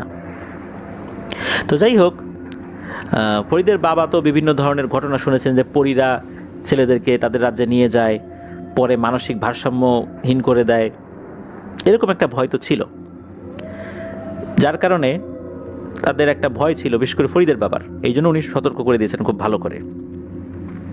তো যাই হোক, তো এদিকে শহীদ এবং ফরিদকে বিয়ের আগ পর্যন্ত ট্রাক নিয়ে বের হতে নিষেধ করে দেন। আর ফরিদের বিয়েটা সহি সালামতে সম্পন্ন হয়ে যেতে পারলেই এই ফরিদের বাবার কাছে মনে হয় যে একটা চিন্তা মাথা থেকে দূরীভূত হবে। যদি ফরিদকেও এই জিনেদের রাজ্যে আবার নিয়ে যায়, কোনো একটা পরী আসর করে বসে, তখন তো আর এক সমস্যা হবে। ফরিদের বাবার মাথায় কিন্তু একটা চিন্তা ছিল, সেটা হচ্ছে যে ফরিদকে কিন্তু জিন বলেছিল যে তারা বিয়েতে আসবে। ফরিদের বাবা ফরিদকে কড়া নিষেধ করে দেন যে কখনো স্বপ্ন বা বাস্তবে জিনের সাথে সাক্ষাৎ হলে বিয়েতে যেন আসতে না বলে। ফরিদের বাবা একজন হুজুরের শরণাপন্ন হন। হুজুর খোঁজখবর নিয়ে জানান যে এটা মূলত কোনো পরিঘটিত সমস্যা না। উনি মূলত যে ভয়টা পেয়েছিলেন, এটা কি পরিঘটিত কোনো সমস্যা কিনা। পরে হুজুর জানান যে না, এটা পরিঘটিত কোনো সমস্যা না, এই ব্যাপারে আপনি কোনো দুশ্চিন্তা করবেন না, আপনার দুশ্চিন্তা অমূলক। এদিকে ফরিদের বিয়ের দিন চলে আসে। অনেক বড় করে বিয়ের আয়োজন করা হয়েছিল। তখন বিয়ে শেষ করে বরযাত্রী নিয়ে আসার সময় হলো। তখন বিকেলবেলা ছিল, বৈশাখ মাস। হঠাৎ করেই কালবৈশাখী ঝড় শুরু হলো। ঝড় শেষ হওয়া পর্যন্ত মেয়ের বাড়িতেই সবাই অপেক্ষা করে। তারপর যখন সন্ধ্যার পর ঝড় থামে, এরপর সবাই মিলে রওনা দেয়। সবাই বউ নিয়ে ফিরছে। সবার সামনের গাড়িতে ছিল নতুন বউ সহ ফরিদ আর পরিবারের মানুষজন। তখনকার সময়ে সরু পাকা রাস্তা, তারা মানে এরকম যেগুলো ছিল, তারা এমন একটা স্থানে, রাস্তার দুই পাশে ওই সময় দেখা যাচ্ছিল যে পাকা গম, সয়াবিন ক্ষেত এরকম দেখা যায়। এরকম একটা সরু পাকা রাস্তা দিয়ে যাচ্ছিল। বরযাত্রী রাস্তায় একটা কাফেলা দেখতে পায়, মনে হচ্ছে তাবলিগ জামাতের মানুষ। কাফেলার কয়েকজন ইশারা করে গাড়ি থামাতে বলে। গাড়ি থামানোর পর সালাম বিনিময় করে একটু পানি খেতে চায় তারা। ফরিদের বাবা পানি দেওয়ার আগে মিষ্টি খেতে দিতে বলে। উনি যে পানি দেবেন তার আগে তারা বলে যে আমাদেরকে একটু মিষ্টি দেন। ছেলের বিয়ে শুভ কাজ, তারপর তাবলিগের মুসল্লি সকলে মিষ্টি ও পানি খান। তাদের সাথে মিষ্টি ছিল। তাদের আমির সাহেব পেছন থেকে এগিয়ে এসে গাড়ির মাইক্রোবাসের জানালার কাছে আসেন, বিশেষ করে যেখানে ফরিদ বসা ছিল। ফরিদ কিন্তু এই আমির সাহেবকে দেখেই চিনে ফেলেন। আমির সাহেব আর কেউ নন, উনি সেই জিন রাজ্যের বয়স্ক জিন। উনি কথা ঠিকই রেখেছেন, বিয়েতে এসেছেন, খাবার খেয়েছেন, অর্থাৎ মিষ্টি খেয়েছেন। ওই সময় সকলকে নিয়ে ফরিদের সুখী দাম্পত্য জীবনের জন্য দোয়া করেন। ফরিদ কিন্তু বুঝতে দেয় নাই যে এরা জিন। ফরিদের বাবাও কিন্তু বুঝে ফেলেছিল যে এরা আসলে কারা, কিন্তু বরযাত্রী কাউকেই বুঝতে দেয়নি। তো এই কাফেলা দল বরযাত্রীদের জন্য কিছু খাদ্য উপহার সামগ্রী দিয়ে বিদায় নেন। এরপর বরযাত্রীরা চলা শুরু করেন। বরযাত্রী তো বউ নিয়ে চলে গেল। আশেপাশের মানুষ ছুটে এলো নতুন বউ দেখতে। বউ আনার পর বাড়িতে মিষ্টি জাতীয় আসলে কিছু ছিল না। এদিকে নতুন বউ বাড়িতে নামানোর জন্য প্রথম মিষ্টি জাতীয় কিছু খাওয়ানোর রেয়াজ ছিল। বাড়িতে মিষ্টি না থাকায় কাফেলাদের খাবার খোলা হয়। বাড়ির মানুষ ভেবেছে বউ নিয়ে আসতে সময় হয়তোবা পেয়েছে, তখন মিষ্টি কিনে এনেছে। সেখানে ছিল সন্দেশ জাতীয় মিষ্টি খাবার। সন্দেশ এক এক করে বউ সহ উপস্থিত সবাইকে খেতে দেওয়া হলো। সবাই সন্দেশের এত প্রশংসা করেছে যে এটাই নাকি তাদের জীবনের সবচাইতে সুস্বাদু সন্দেশ খাওয়া আর কি। তো মানুষজন চলে যাবার পর ফরিদের বাবা বলেন, রাস্তায় তাবলিগের কাফেলা আমাদেরকে মিষ্টি সন্দেশ দিয়েছে, মাটির এক হাঁড়ি সন্দেশ। এই এক হাঁড়ি সন্দেশ কীভাবে এত লোকজনের কাছে আমরা দিলাম, তারপর শেষ হলো না, অবশিষ্ট যা আছে এখন আমরা বাড়ির সবাই খেতে পারবো। এটা কিন্তু আমি বুঝে গেছি যে আমার যেই অনুমানটা ছিল যে এরা কারা, এটা কিন্তু এখন নিশ্চিত হলো আর কি। তো যাই হোক, বিয়ের 2-3 দিন পর ফরিদও কিন্তু তার বাবাকে বলে যে আসলেই ওনারা যারা ছিলেন ওটা ছিল জিনের কাফেলা। তো ফরিদের বাবা আরও নিশ্চিত হলেন যে হ্যাঁ ঠিক আছে, তার ধারণাটা ঠিক হয়েছে আর কি। তাদের কথা মতো বিয়েতে এসেছে, ফরিদকে দোয়া করেছে। ফরিদের পরিবারও বুঝে গেছে যে মূলত কোনো পরী তার উপর আসর করেনি, তাহলে তো তার বিয়েই হতে দিত না। ফরিদের ক্ষয়ক্ষতি করতো, বিয়ে হতে দিত না। তো যাই হোক, পরবর্তীতে কয়েক বছর পর ফরিদের প্রথম ছেলে সন্তান হয় আর কি। তো প্রথম ছেলে সন্তান জন্মের পরও নাকি জিনেরা দেখতে এসেছিল। তখন কি হয়েছে যে বা পরবর্তীতে আরও কিছু হয়েছে কি না এই বিষয়ে পারিবারিকভাবে বলতে নিষেধ থাকায় এটা আর তারা বলেননি। যেহেতু ঘটনা শেষ পর্যন্ত খারাপ কিছু ঘটেনি, এই ধারায় বলা যায় পরবর্তীতে এমন সাক্ষাৎ আরও হয়েছে, হয়তো কোনো নিষেধাজ্ঞা বা গোপনীয়তার কারণে তারা বলেনি। ফরিদের বিয়ের 2 মাস পর শহীদের বিয়ে করানো হয়। শহীদের বিয়েতে কিন্তু কোনো জিন আসেনি। বিয়ের 1 বছর পর শহীদও এক ছেলে সন্তানের বাবা হন। সুখে শান্তিতে চলছে ফরিদ ও শহীদের ঘর সংসার এবং বন্ধুত্ব। 1985 সাল থেকে 1988 সালের মধ্যে কোনো এক সময় ফরিদ পল্লী বিদ্যুৎ সমিতির একটা কাজের চুক্তি নেয়। পল্লী বিদ্যুতের খুঁটি, তার সহ নানান ইলেকট্রিক সামগ্রী ট্রাকে করে তাদের নির্ধারিত জায়গায় পৌঁছে দিতে হবে। এটা কিন্তু অনেক দিনের কাজ। এক রাতে কোনো এক দুর্গম এলাকায় বিদ্যুতের খুঁটি ও অন্যান্য সামগ্রী দিয়ে ফিরে আসার সময় পথিমধ্যে ঘটে এক ভয়াবহ দুর্ঘটনার ঘটনাস্থলে মারা যায় ফরিদের প্রিয় বন্ধু শহীদ। ফরিদের অবস্থাও ছিল অনেক খারাপ। শহীদ মৃত্যুর আগে তার শিশু ছেলেটার দায়িত্ব ফরিদকে অর্পণ করে। ফরিদ ও শহীদকে কথা দেয় তার ছেলেকে নিজের ছেলের মতো করে মানুষ করবে। শহীদ দরিদ্র ছিল, কিন্তু তার সব স্বপ্ন ছিল তার ছেলেকে নিয়ে। ছেলে লেখাপড়া করবে, অনেক বড় হবে। একজন বাবা হিসেবে মৃত্যুর সময়ও ছেলের কথা মনে ছিল তার। ফরিদ নিজেও আহত, রক্তাক্ত। এদিকে শহীদের মৃত্যুর কিছু সময় পর ফরিদ অজ্ঞান হয়ে পড়ে। গ্রামবাসী এসে তাদের উদ্ধার করে হসপিটালে পাঠায়। ফরিদের ডান পা কেটে ফেলতে হবে। ফরিদের পরিবার ফরিদকে ঢাকা নিয়ে যায় উন্নত চিকিৎসার জন্য। চিকিৎসার পর ফরিদের পা কেটে ফেলতে হয়নি, তবে বাকি জীবন ফরিদ স্বাভাবিক হাঁটাচলা ছাড়া অন্য কিছু করতে পারবে না। ফরিদের গাড়িরও যথেষ্ট ক্ষতি হয়েছিল। গাড়ি মেরামত করে ফরিদের বাড়ি এনে রাখা হয়। ফরিদ তার প্রিয় বন্ধুর স্মৃতি বিজড়িত ট্রাক বিক্রি করতে রাজি হয় না। ট্রাক 5 বছর ফরিদের বাড়ির সামনে রাখা ছিল। একসময় বাস্তবতা বুঝে ট্রাকটি বিক্রি করে দেয় ফরিদ। তার বন্ধু মৃত্যুর সময় তার ছেলেকে ফরিদের হাতে সমর্পণ করে দিয়েছিল। ফরিদ ও শহীদের বাড়ি পাশাপাশি থাকায় ফরিদ সার্বক্ষণিক খোঁজখবর রেখেছে ওদের। শিশু ছেলে সহ সমগ্র সংসারের দায়িত্ব ফরিদ নিয়েছে। শহীদের ছেলে স্কুলে লেখাপড়া শেষ করে কলেজ, বিশ্ববিদ্যালয় শেষ করেছে, এরপরে চাকরিতে জয়েন করেছে। শহীদের বাবা উনি তো আসলে দরিদ্র কৃষক ছিলেন। তো উনি তো আসলে অনেক কিছুই বুঝতেন না বা জানতেন না। যতটুকু তাকে জানানো হয়েছে সেটাই উনি করেছেন, এগুলো কাউকে জানান নাই। ওই যে তাদের এই ঘটনাটা। শহীদের ছেলে উনি ATEO, যেটা আমরা প্রাইমারি স্কুলগুলোতে দেখি বা প্রাথমিক শিক্ষা অধিদপ্তরে ATEO থাকে, তো এই ATEO হিসাবে বর্তমানে কর্মরত রয়েছেন। তার নামটাও এখানে লেখা হয়েছে, অর্থাৎ আমাদেরকে যিনি ঘটনা পাঠিয়েছেন লিখে পাঠিয়েছেন, তবে আমরা সেই নামটা বলছি না। এই ঘটনাটি রবি ভাই সংগ্রহ করেছেন, তারই এক জুনিয়র কলিগ, তার নাম হচ্ছে নাফিস ভাই জানিয়েছেন এই ঘটনাটি ঘটেছিল নাটোরের বড়াইগ্রাম উপজেলার কোনো একটি গ্রামের এক্স্যাক্ট নামটা উনি বলতে পারেননি। ঘটনাটির সময়কাল 2003 থেকে 5-এর ভেতরে কোনো একটি সময় ঘটেছিল। চলনবিল সংলগ্ন একটি গ্রামেই ঘটনাটি ঘটে, আর যার সাথে ঘটনাটি ঘটে তার নাম হাশেম। এই হাশেম কাকা উনি পেশায় একজন কৃষক হলেও মাঝে মাঝে উনি গারোয়ানের কাজ করতেন। ওনার গরু ছিল, তাগড়া 2টো গরু ছিল। এই গরু দিয়ে উনি গরুর গাড়ি চালাতেন। বিশেষ করে যখন ফসল কাটার মৌসুম হতো তখন উনি এই গারোয়ানের কাজটা করতেন।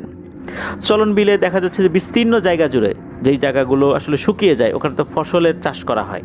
এই ফসলগুলো কেটে আবার এই ফসলের মালিক যিনি তার বাড়িতে পৌঁছে দিতে হবে। দেখা যাচ্ছে যে ওই এলাকাগুলোতে মেঠো পথ রয়েছে, কাদা হয়ে যায়।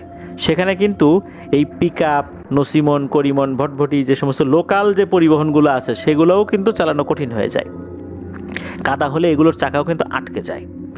এই কারণে এই 2003 বা 5 সাল ওই সময়ের প্রেক্ষাপটে আমরা বলছি যে ওই সময়ের প্রেক্ষাপটে কিন্তু গরুর গাড়ির প্রচলনটা ওই রাস্তাগুলোতে ছিল, যেহেতু মাটির রাস্তা, কাদা হয়ে যায়। তো এমন একটা সময় এই হাশেম চাচা উনি ওনার গাড়িতে কাটা ধান নিয়ে আসছিলেন। উনি যে শুধু একা আসছিলেন বিষয়টা এরকম না। যখন কারো কোনো কাজ পড়তো তখন ওনারা কি করতেন, ওনাদের মতো আরও যারা গারোয়ান আছে তাদেরকেও খবর দিতেন, নিজেরা নিজেদের মতো একটা লিয়াজু করে এই কাজগুলো নিতেন। এই জন্য দেখা যেত যে তাদের যেই একটা কোরাম থাকতো, তারা একজন আরেকজনকে কাজ এনে দিত। দেখা যাচ্ছে যে কোনো একটা জায়গায় যাবে, একা পারবে না, আরও দুটো গাড়ি দরকার, তখন তার পরিচিত আরও দুইজন গারোয়ানকে খবর দিত। দেখা যাচ্ছে যে এইভাবেই একজন আরেকজনকে কাজ এনে দিত। তো এই হাশেম চাচা একজনের মাধ্যমে কাজ পান, যার মাধ্যমে কাজ পান তার নাম হচ্ছে লিয়াকত, উনিও একজন গারোয়ান।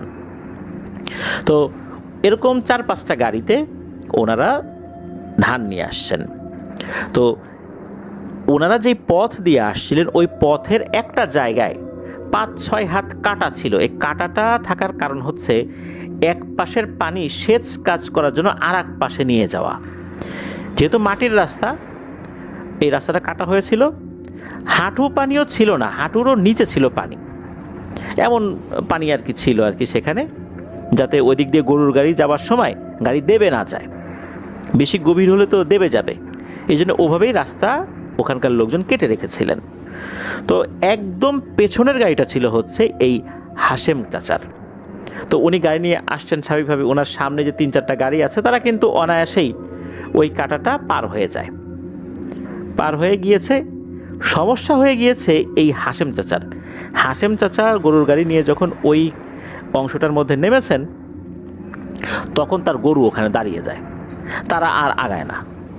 এদিকে কিছুটা পথ আগানোর পর এই লিয়াকত চাচা উনি পেছন দিকে তাকিয়েছেন, একটু ঘুরে পেছন দিকে তাকিয়ে দেখেন এই হাশেম চাচা উনি আটকে গেছেন। তখন কিন্তু মাগরিবের আজান হয়নি, কিন্তু আজানের হয়তো বা 10-15 মিনিট বাকি আছে। চারদিকে কিন্তু আলো আছে, অনেক মানুষও আছে সেখানে আশেপাশে যারা আছে, এরকম কৃষকরা ফিরছেন, কেউ পায়ে হেঁটে ফিরছেন, কেউ মাথায় কাটা ধান নিয়ে ফিরছেন, আর হাশেম চাচা সহ আরও যারা গারোয়ানরা ছিলেন তারা তো গাড়িতে করে ধান নিয়ে ফিরছেন আর কি।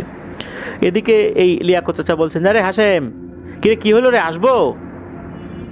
তখন হাশেম চাচা বলছে, আরে না ও কিছু না, এই গরু দুটো একটু দাঁড়ায় গেছে কাদার মধ্যে, আমি ওদের একটু পা ধরে টানাটানি করতেছি, একটু উঠাইনি। বলে, ও আচ্ছা ঠিক আছে। তো এরকম কিন্তু হামেশাই হয়, এরকম কিন্তু একদম স্বাভাবিক বিষয়, যারা গরুর গাড়ি চালান তাদের ক্ষেত্রে এটা একদম মামুলি বিষয় আর কি। তারা এইভাবেই গরুদেরকে একটু টানা হেঁচড়া করে উপর দিকে তোলার চেষ্টা করেন। লিয়াকত চাচা কেবল একটু সামনের দিকে গাড়ি আগানোর জন্য তার যেই দুটো গরু ছিল লাঠি দিয়ে গরুগুলোকে কমান্ড দিয়েছেন, তখনই মনে হলো পেছনে ঝপাস করে একটা শব্দ হলো। এরপর উনি পেছন দিকে তাকিয়ে দেখেন যে এই যে হাশেম চাচার যেই গাড়িটা, এই গাড়ি সমেত গরু দুটো উপরে উঠে এসেছে, কিন্তু হাশেম চাচা নাই। আজব বিষয়, হাশেম চাচা নাই মানে সে কোথায় গেল? দ্রুত ওনার গাড়ি রেখে ওই জায়গাটাতে চলে আসেন, যেই জায়গাতে একটু আগেই হাশেম চাচার গাড়িটা আটকে ছিল। রাস্তার এ পাশ ওপাশ কিন্তু লোকজন আছে, এই যে পানি প্রবাহিত হয়ে চলে যাচ্ছে, এমন না যে ওখানে খুব খরস্রোতা কোনো একটা জায়গা বা ওখানে গভীর কোনো জায়গা, ডানে বায়ে কোথাও গভীর জায়গা না, সব জায়গায় পানি কম, জাস্ট এক পাশের পানি আর এক পাশে নিয়ে যাওয়া হচ্ছে, ও পাশের জমিগুলোতে এই সেচের পানি যেন যায় এই জন্য। তবে হ্যাঁ, দুপাশেই পানি রয়েছে, তবে সেই পানি কম, অনেক কম। তখন সবাই বলে যে আরে এই হাশেম চাচা কোথায় গেল? সবাই তো খুঁজছে পানির ভিতরে, আসলে এতটুকু পানি, হাঁটু সমান পানিও না, মানে হাঁটুর থেকে হয়তো বা কয়েক ইঞ্চি নিচে এতটুকু পানি, এই পানির মধ্যে একটা মানুষ কিভাবে হারিয়ে যায়? ডানে বায়ে সব জায়গায় মানুষজন আছে, এখানে তো হারিয়ে যাওয়া সম্ভব না, ভেসে গেলেও তো দেখা যাবে। তখন খোঁজাখুঁজি শুরু হয়ে যায়। একজন বয়স্ক লোক উনি বলেন যে আচ্ছা ঘটনাটা কি হয়েছিল? তখন লিয়াকত চাচা বলেন যে এরকম ওই গরুটা আটকে গেছিল, গরু আসতে চাচ্ছিল না, তখন সে পা ধরে টানাটানি করতেছিল গরুর, এরপরে তো এরকম একটা শব্দ পেলাম, তারপর কিছু জানি না। তখন ওই মুরব্বী লোকটা গরুর পায়ের দিকে খেয়াল করেন। উনি খেয়াল করেন যে একটা গরুর পায়ে কাটা দাগ, গরুর পায়ের ওই অংশে মনে হচ্ছে এমন শক্ত কিছু বেঁধে দেওয়া হয়েছিল বা এমন শক্ত কিছু দিয়ে চেপে ধরা হয়েছিল যে ওই অংশের চামড়া উঠে ভেতরের মাংস বেরিয়ে গেছে, ওদিক দিয়ে রক্ত পড়ছে। তখন ওই মুরব্বী লোকটি বলেন, আমার মনে হয় হাশেম রে কাঁথা টানাই নিয়ে গেছে। কাঁথা টানা। এটা কি? চলনবিল এলাকায় নাকি এক ভয়ঙ্কর জিনেদের উপস্থিতি রয়েছে। এগুলো নাকি পানির ভেতর দিয়ে যখন যায় তখন অনেকেই তাদেরকে দেখেছে। দেখতে নাকি অনেকটা কাঁথা চাদরের মতো।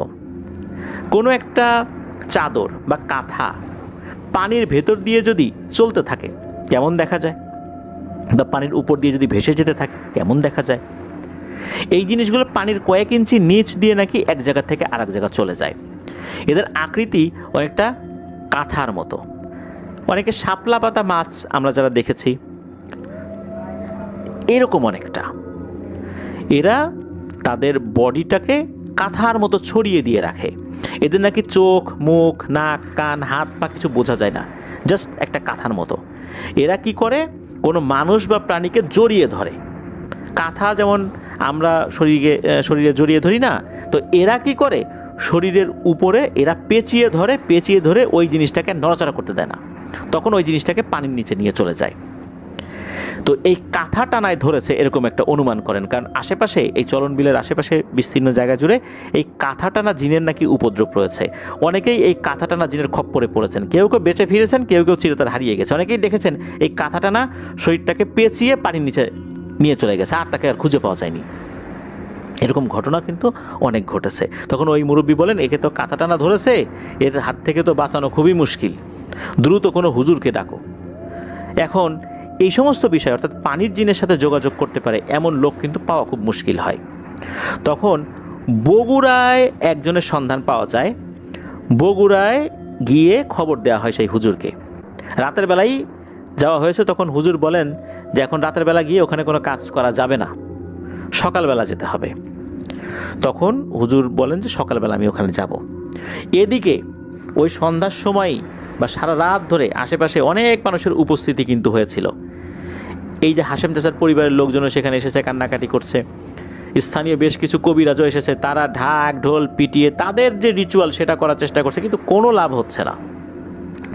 পরের দিন যখন ওই হুজুর ওইখানে আসেন, ওখানে আসতে আসতে প্রায় দুপুর 12টার মতো বেজে যায়। উনি এসে দেখেন হাজার হাজার মানুষ সেখানে। উনি কয়েকজন বয়স্ক এবং মান্যগণ্য লোককে বলেন যে এভাবে এত মানুষের ভিতরে আমি কাজ করতে পারবো না, লোকজনকে কমাতে হবে। তখন লোকজনদেরকে সরে যেতে বলা হয় যে এখানে যদি আপনারা থাকেন আপনাদের সমস্যা হইতে পারে, আপনাদের পরবর্তীতে সমস্যা হইতে পারে, এখনও সমস্যা হইতে পারে, আপনারা চলে যান। এই কথা শোনার পর অনেকেই দূরে সরে চলে যায়, যে যার বাড়িতে চলে যায়। তখন ওই হুজুর কি করেন, উনি একটা বড়শির মতো কিছু একটা তৈরি করেছেন। মানে এমন না যে ছিপ রয়েছে, ছিপ ছাড়া সুতা দিয়ে একটা বড়শির মতো কিছু একটা তৈরি করে ওইটাতে বিশেষ একটা খাবার উনি লাগিয়ে দেন। খাবার লাগিয়ে দিয়ে ঠিক যেই জায়গাতে এই হাশেম চাচা নিখোঁজ হয়েছিলেন ওইখানে ওই সুতাটা ফেলে দেন। 5 থেকে 10 মিনিটের ব্যবধানে উনি ওই সুতা ধরে যখন হ্যাঁচকা টান দিয়েছেন, মনে হলো আকার আকৃতিতে একটু বড়, মানে স্বাভাবিক যে পুঁটি মাছগুলো থাকে এই স্বাভাবিক আকৃতি থেকে একটু বড়, অনেকটা সরপুঁটি সাইজের আর কি, একটা দেশি পুঁটি ওই বড়শিতে ধরা পড়েছে। এই পুঁটিটা উনি একটা পাত্রের মধ্যে নিলেন, পাত্রের মধ্যে আরেকটু পানি নিলেন, এরপরে বললেন যে আমার এখানকার কাজ শেষ, এখন চলেন আমাকে একটা মসজিদ দেখিয়ে দেন, ওই মসজিদে আমি বসবো, জোহরের নামাজের পর আমি কাজ শুরু করবো ইনশাল্লাহ। তো ওনাকে একটা মসজিদ দেখিয়ে দেওয়া হয়। ওখানে গিয়ে জোহরের সালাত করার পর লোকজন সবাই চলে গিয়েছে, ওখানে আর কেউ ছিল না। ঘণ্টাখানেক পর হুজুর বের হয়ে আসেন। বের হয়ে এসে বলেন যে আল্লাহ তাআলা চাহেন তো মাগরিবের আজানের আগে, অর্থাৎ যেই সময়টাতে গতকাল হাশেম চাচাকে নিয়ে যাওয়া হয়েছিল ঠিক এমন একটা সময় হাশেম চাচাকে পাওয়া যেতে পারে, এমনটাই আশা করা যাচ্ছে। উনি যখন জানিয়েছেন আশেপাশে বহু মানুষ আবার জমায়েত হয়ে গেছে, হাশেম চাচা উঠবেন। তবে হুজুর বলেছিলেন যে আসলে ওনাকে জীবিত পাওয়া যাবে কি না এটা নিশ্চিতভাবে বলা যাচ্ছে না, তবে উনি চেষ্টা করবেন জীবিত অবস্থায় উঠার জন্য। সবাই তো দাঁড়িয়ে গেছে। উনি যখন বলেছেন আশেপাশে বাতাসের গতিতে চারদিকে ছড়িয়ে পড়েছে যে সন্ধ্যার আগে ওই জায়গাতে হাশেম চাচা ভেসে উঠবেন, জীবিত অথবা মৃত। হাশেম চাচার পরিবারও তো ওখানে আছে, তারা কান্নাকাটি করছে, হাজার হাজার মানুষ জমায়েত হয়ে গেছে। ঠিক সন্ধ্যার কিছুক্ষণ আগে, মাগরিবের আজানের আগে, যেই জায়গাটাতে একদম পরিষ্কার দেখা যাচ্ছিল, ওইখানে কেউ কিন্তু নাম ছিল না, ভয়ে। পানি প্রবাহিত হচ্ছে, নিচের মাটিও দেখা যাচ্ছে, কারণ মানে গভীরতা তো খুব কম। নিচের মাটিও দেখা যাচ্ছে যে পানি চলে যাচ্ছে নিচের মাটিতে, ছোট ছোট মাছ পানির ভিতর দিয়ে, পুঁটি মাছ জাতীয় জিনিস এপাশ থেকে ওপাশ চলেছে, এটাও মানুষ দেখতে পাচ্ছে। হঠাৎ করে কোত্থেকে যেন এই পানির ভেতর থেকে ভুস করে ভেসে ওঠে হাশেম চাচার বডি, কিন্তু মৃত অবস্থায়। প্রথমে সবাই মনে করেছিল জীবিত আছে, তাড়াতাড়ি তাকে টেনে তোলে। এরপর দেখা গেল যে না, উনি মারা গেছেন। তবে উনি মারা গেলেও মনে হচ্ছে ওনার গলা দিয়ে তাজা রক্ত বের হচ্ছে, এবং শরীর তখনও গরম, তখনও শরীরটা গরম ছিল। এতটুকু জায়গার ভিতর থেকে কিভাবে নিচ থেকে ভেসলো? সবার চোখ কিন্তু ওই দিকে, সবার চোখের সামনে ঘটনাটা ঘটেছে, হাজার হাজার মানুষের উপস্থিতিতে এই ঘটনা ঘটেছে। তবে যারা একদম ওই জায়গায় দাঁড়িয়েছিলেন, ওখানে আবার কয়েকশো মানুষ ছিল, কারণ ওই যে যেই রাস্তা কাটা হয়েছে, সবাই তো আর একই জায়গায় দাঁড়াতে পারবে না, হাজার হাজার মানুষ তো ঠিক এক জায়গায় দাঁড়াতে পারবে না। তারা একটু দূরে দূরে দাঁড়ানোর সুযোগ পেয়েছেন। যারা আগে থেকে এসে দাঁড়িয়েছে তারা তো ওখান থেকে সরেনি। তো যারা দেখেছে তারাই বলেছে যে তাদের চোখের সামনে এরকম ভুস করে ভেসে উঠেছে, যেখানে কিছুই ছিল না। এরপর বোঝা গেল যে উনি একটু আগেই মারা গেছেন। মাগরিবের নামাজের পর হুজুর কিছু গণ্যমান্য ব্যক্তিদের উপস্থিতিতে এই বিষয়টা খুলে বলেন কি হয়েছে।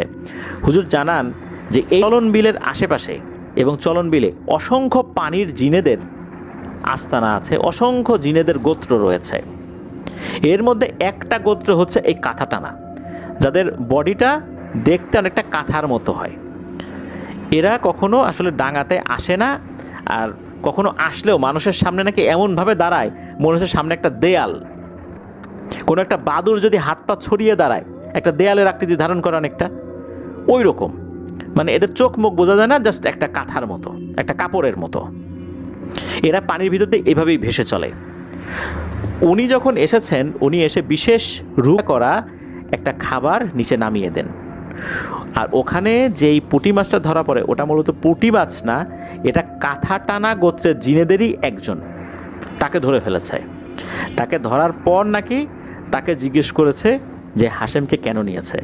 তখন বলেছে যে তারা ঠিক সন্ধ্যার সময়, ভর দুপুরে, অমাবস্যা পূর্ণিমাতে তারা মানুষ যে শুধু নেয় তা না, অনেক সময় পশুও নিয়ে যায়, গরু ছাগলও নিয়ে যায়, যদি পানির মধ্যে পায়ে যায় তাদেরকে। মূলত ওই সময় নাকি একটা গরুকে আক্রমণ করেছিল এই একটা কাঁথা টানা, এটা তাদেরই গোত্রের এক কাঁথা টানা জিন।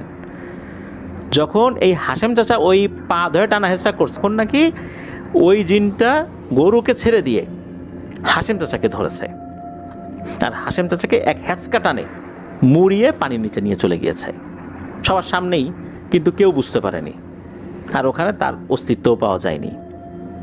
এরপর হুজুর বলেছেন যে ওকে ফেরত দাও। তখন বলেছে যে না, আমরা এভাবে ফেরত দেই না, আমরা নির্দিষ্ট কাজের জন্যই নেই।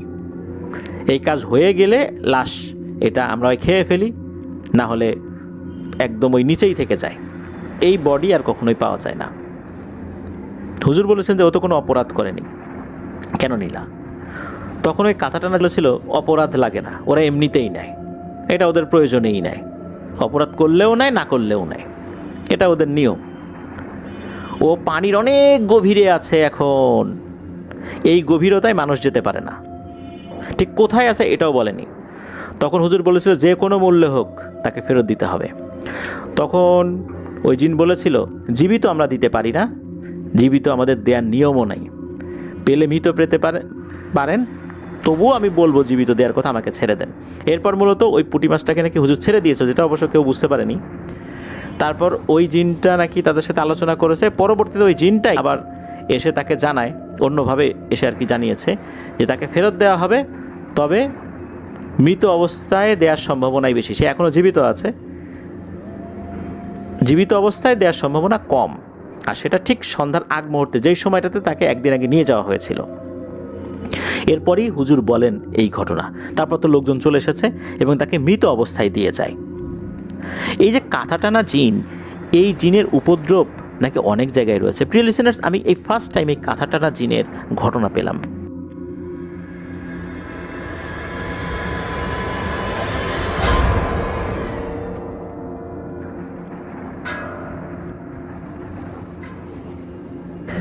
রিয়াতুস সাবাহা কারা এরা, কি কাজ করে, কোথায় থাকে, কেনই বা একটা গ্রাম মানবশূন্য হয়ে গেল। প্রিয় লিসেনার্স, এমন বেশ কিছু প্রশ্নের উত্তর আমরা এই ঘটনায় পাব। এই ঘটনাটি আমাদেরকে যিনি দিয়েছেন তিনি হচ্ছেন আমাদের সবার প্রিয় রবি ভাই, যার বাড়ি কুষ্টিয়া জেলার সদর উপজেলার পেয়ারাতলাতে। উনি বর্তমানে এলজিইডিতে কর্মরত রয়েছেন। ঘটনাটি উনি পেয়েছেন ভারতের ঝাড়খণ্ডের রাঁচি শহরের বাসিন্দা সুভাষের কাছ থেকে। সুভাষ মূলত ওনার ফেসবুক ফ্রেন্ড। মূলত ভয়ের ঘটনা প্রসঙ্গে যখন মেসেঞ্জারে ওনার সাথে আলাপ আলোচনা হচ্ছিল, তখন মূলত এই সুভাষ ঘটনাটি রবি ভাইকে দেন। দুর্দান্ত একটি ঘটনা। প্রিয় লিসেনার, চলুন ঘটনা শুরু করি। সাল 1975 কি 76, ভারতের ঝাড়খণ্ড রাজ্যের রাঁচি শহরের খুব কাছাকাছি একটি গ্রাম হিহাল। এই গ্রামে অনেক পুরনো একটি শ্মশান। এই শ্মশানের একজন পুরোহিত রয়েছেন, যিনি অনেকদিন যাবতই এই শ্মশানের পুরোহিতের দায়িত্ব পালন করছেন, লাশ পোড়ানো থেকে শুরু করে নিয়ে বিভিন্ন পূজা অর্চনা। তার নাম অরচিত। ওনার বয়স হয়ে গিয়েছিল 130 বছরের কাছাকাছি। জীবনে কখনো কারো ক্ষতি করেছেন এমনটা শোনা যায় না, যদিও বা ওনার জন্মস্থান এই গ্রামে না, অনেক দূরে। উনি প্রায় 60-70 বছর ধরে গ্রামে বসবাস করছেন। ওনার পূর্বে যিনি এই শ্মশানের দায়িত্বে ছিলেন, তিনি মূলত এই অরচিতকে নিয়ে এসেছিলেন। তার কাছে মনে হয়েছিল লোকটা ভালো। তার পরবর্তীতে, অর্থাৎ তার মৃত্যুর পরে, এই শ্মশানের দেখভাল উনি করতে পারবেন, এই জন্য তাকে নিয়ে এসেছিলেন। তো এরপরে তো ওই পুরোহিত যখন মারা যান, এরপর থেকেই এই অরচিত উনি এই শ্মশানের দায়িত্বে রয়েছেন। অরচিত তন্ত্রমন্ত্র সাধনা করতেন, কালো জাদুর সাধনা করতেন, তবে কখনো এটা করে কারো ক্ষতি করেছেন এমনটা জানা যায় না। এমনকি ক্ষতি করার উদ্দেশ্য নিয়ে যারাই তার কাছে গিয়েছে, তারাই ব্যর্থ হয়ে ফেলছে, তাকে রাজি করাতে পারেনি। টাকা পয়সা দিয়ে তাকে রাজি করানো যেত না, কারণ উনি ছিলেন গৃহহীন। ওনার পরিবার ছিল না, সন্তানাদি ছিল না। তবে উনি একটা পরিবারে আশ্রয় নিয়েছিলেন বহুদিন আগে। তো সেই পরিবারের অনেক মুরব্বী তো মারা গিয়েছেন। ওই পরিবারে একটা ছেলে ছিল। তো সেই ছেলেটাই মূলত এই অরচিত সাধককে দেখভাল করতেন, আর নিজের পোষ্যপুত্র হিসাবে উনি স্বীকৃতি দিয়েছিলেন এই ছেলেটাকে। তো এই ছেলেটা তো অরচিত সাধকের সব কিছু দেখভাল করতেন। অরচিত সাধক যে উনি শ্মশানেই পড়ে থাকতেন, শ্মশানেই ঘুমাতেন, বিষয়টা এরকম না। উনি বাড়িতে এসে ঘুমাতেন, শ্মশানে যেতেন, কোনো উনি শ্মশানে থাকতেন, তন্ত্রমন্ত্র সাধনা করতেন, মানুষের ভালোর জন্যই সেগুলো ব্যবহার করতেন আর কি। এইভাবেই চলে গেছে বহুদিন।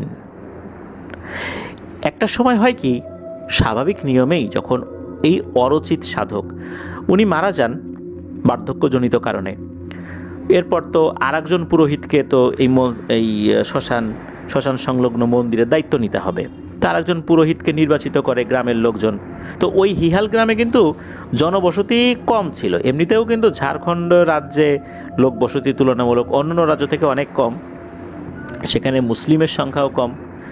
তো ওখানে যখন নতুন একজন পুরোহিত আসেন, পুরোহিত আসার পর উনি তো এই অরচিত সাধকের যেই ডেড বডি, এটাকে উনি সৎকার করবেন। আর সৎকার করার জন্য পুত্র হিসাবে যেই দায়িত্বগুলো থাকে হিন্দু ধর্মের রীতিনীতি অনুযায়ী, সেটা তো ওই ছেলেটা, যাকে পোষ্যপুত্র হিসাবে অরচিত সাধক স্বীকৃতি দিয়েছিলেন, সেই কাজগুলো করে। কিন্তু সমস্যা বেঁধে গেল যখনই আগুন দেয়া হলো, আগুন আর জ্বলে না। কি সমস্যা, আগুন জ্বলে না কেন? এরপর ওই পুরোহিত কিছু একটা বুঝতে পেরেছিলেন। উনি তখন বললেন যে যেহেতু আগুন জ্বলছে না, এখানে কোনো একটা সমস্যা আছে, তবে এই সমস্যাটা কাটানো যাবে। তখন উনি পরামর্শ দিলেন, এখানে যে চন্দন কাঠগুলো ব্যবহার করা হয়েছে, এই কাঠগুলো প্রথমে সরাতে হবে। এরপর সেগুলো সরানো হলো। এরপর আরও কিছু কাঠ ছিল, সেগুলোও উনি সরাতে বললেন, সেগুলো সরানো হলো। এরপর উনি বললেন শুকনো বাঁশ নিয়ে আসতে। এই বাঁশগুলো বিভিন্নভাবে সাজানো হলো। এই শুকনো বাঁশের উপরে এরপর অরচিত সাধকের ডেড বডি তুলে দেওয়া হলো। তারপর যখন নির্দিষ্ট নিয়মে লাশ পোড়ানোর জন্য সামনে যে কাজগুলো রয়েছে সেগুলো করা শুরু করা হলো, এই সমস্ত কাজে আর কোনো বাধা সৃষ্টি হয়নি। ঠিকঠাক মতোই লাশ পুড়ে গেল। হিন্দু ধর্মের রীতিনীতি অনুযায়ী কিছু ব্যাপার রয়েছে, যেমন লাশের যেই ছাই, এগুলো নদীতে বিসর্জন করা। এরপর লাশের যে পিণ্ড রয়েছে, এগুলোও কিন্তু মাটিতে দাফন করে ফেলে। তো এই যে পালক পুত্র, এই পালক পুত্রের কাছে নতুন যে পুরোহিত উনি এই ছাই এবং পিণ্ড দিয়ে দিলেন। সেই পালক পুত্র ঠিক নিয়ম মাফিক আর কি ওই ছাইকে নদীতে বিসর্জন দিলেন, আর ওই পিণ্ডটা বাড়িতে নিয়ে এসে বাড়ির কাছে একটা জায়গা ছিল, ওই জায়গাতে নিজের পছন্দ মতো যে এই জায়গাতে এই পিণ্ডটা দাফন করা যায় সেখানে দাফন করে দিলেন। তো এই পর্যন্ত কিন্তু ঠিকঠাক, সব কিছু ঠিকঠাক। এরপর থেকেই মূলত মূল ঘটনাটা শুরু হলো। যেদিন দাফন করা হলো পিণ্ডটা, মানে লাশ পোড়ানো হলো, পিণ্ড দাফন করা হলো, দিনের বেলাতেই সব কাজ হয়ে গেছে আর কি, উপস্থিত বহু মানুষের সামনেই। এরপর ওই দিন রাতের বেলা, অনেক রাত, তখন ওই ছেলেটার নাম ধরে ডাকছে, কণ্ঠস্বরটা পরিচিত লাগছে ছেলেটাকে। ছেলেটার নাম যে কী ছিল এটা অবশ্য ওই সুভাষ দা বলতে পারেন নাই, অনেকদিন আগের ঘটনা তো, আর নামটা ওনার মনেও ছিল না, যার কারণে রবি ভাইকে বলতে পারেন নাই। সেটার নাম ধরে ডাকছে, সেটা জিজ্ঞেস করলো কে, তখন জবাবে উত্তর আসলো যে উনি নতুন পুরোহিত, ওই শ্মশানে যিনি নতুন পুরোহিত আসছেন এই অরচিত সাধকের মৃত্যুর পরে। এই জন্যই তো কণ্ঠস্বরটা ওনার পরিচিত লাগছিল। তিনি দরজা খুলে বাইরে বের হয়ে দেখলেন যে বাড়ির বাইরে এই নতুন পুরোহিত দাঁড়িয়ে আছেন। তখন নতুন পুরোহিতের কাছে জিজ্ঞেস করলেন যে পুরোহিত মশাই, আপনি এত রাত্রে কোনো বিশেষ কাজ কি করতে পারি বলেন আপনার জন্য? তখন পুরোহিত মশাই বললেন যে হ্যাঁ, বিশেষ কাজ তো আছে, আমি তো ভুল করে একটা জিনিস তোমাকে দিয়ে দিছি, এটা আমার কাছেই রাখার দরকার ছিল, ওই সময় তোমাকেই বলার দরকার ছিল, তাহলে তুমি ওই জিনিসটা আমার কাছে নিতা না, আর আমারও এত রাত্রেবেলা আসতে হতো না। কি জিনিস? বলে যে তোমার যেই পালক পিতা, তার যে পিণ্ডটা আমি দিয়ে দিছিলাম তোমার কাছে, এই পিণ্ডটা লাগবে। তখন বলে যে পিণ্ডটা লাগবে, আপনি আগে বলতেন, আমি তো পিণ্ডটা দাফন করে ফেলেছি। বলে হ্যাঁ, দাফন করবা, এটা তো স্বাভাবিক, আসলে আগে বলতে পারি নাই, বিভিন্ন ব্যস্ততায় আমার মনেও ছিল না, তাড়াহুড়া করে দিয়ে দিয়েছি। পরে আমার মনে পড়েছে যে হাই হাই, কাজটা কী করলাম, কারণ তোমার বাবা তো একজন সাধক ছিলেন, অনেক মানুষের উপকার করছেন, কখনো কারো ক্ষতি করেন নাই, সব মানুষ তাকে ভালো জানে। তো এই ধরনের ব্যক্তিদের পিণ্ড দিয়ে আরও মানুষের অনেক ধরনের উপকার করা যায়, আমি এই কাজটা করতে পারবো। এই জন্যই মূলত চিন্তা করছিলাম তোমার কাছ থেকে আমি পিণ্ডটা চেয়ে নেব, কিন্তু আমি তো ভুলে গেছিলাম। এখন তুমি যদি পিণ্ডটা মাটি থেকে তুলে দাও তাহলে আমার খুব উপকার হয়। তখন এই ছেলেটা বলতেছে যে এটা কি কেমনে হয়, কিভাবে হয়, যে আমি একটা পিণ্ড দাফন করে ফেলছি, আবার এটা তুলব। তখন উনি বলছেন যে দাফন করছো তাতে কি, দাফন করছো তো ঘন্টাখানেক হয়েছে, না হলে 4 ঘন্টা 5 ঘন্টা 6 ঘন্টা হয়েছে, তো তুলে দাও, তুলে দিলে তো ঝামেলা শেষ।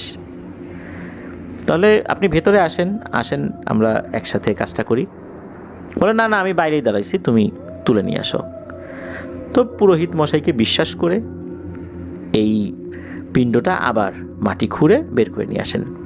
পিণ্ডটা কিন্তু একটা কলস, ছোট একটা মাটির কলস বা এরকম কোনো কিছুর ভিতরে দিয়ে মাটিতে দাফন করা হয়েছিল কি, তার কারণে সহজেই খুঁজে পাওয়া গেছে। তো ওটা নিয়ে পুরোহিতের কাছে যখন হস্তান্তর করা হয়, পুরোহিত সেটা নিয়ে চলে যান। তো এরপরে আবার উনি গিয়ে শুয়ে পড়েছেন। যেখানে গর্ত করা হয়েছিল সেই জায়গাটা তো আবার মাটি দিয়ে সমান করে দিয়েছেন আর কি, ওই পিণ্ডটা দেওয়ার পর। সারাদিন তো তার যে ব্যস্ততা, এই ব্যস্ততায় কেটে গিয়েছে, সারাদিন আর অন্য কোনো খোঁজখবর নিতে পারেন নাই। এরপর আর একটা ঘটনা ঘটে। ওই দিন রাতের বেলা ওই ছেলেটা শুয়ে আছে, গভীর রাত, ঘুমিয়ে আছে, তো বাইরে থেকে ওই পুরোহিতের ডাক ভেসে আসে। তখন চিন্তা করে কি পুরোহিত মশাই এত রাত্রে আবার আসছে, ঘটনাটা কি?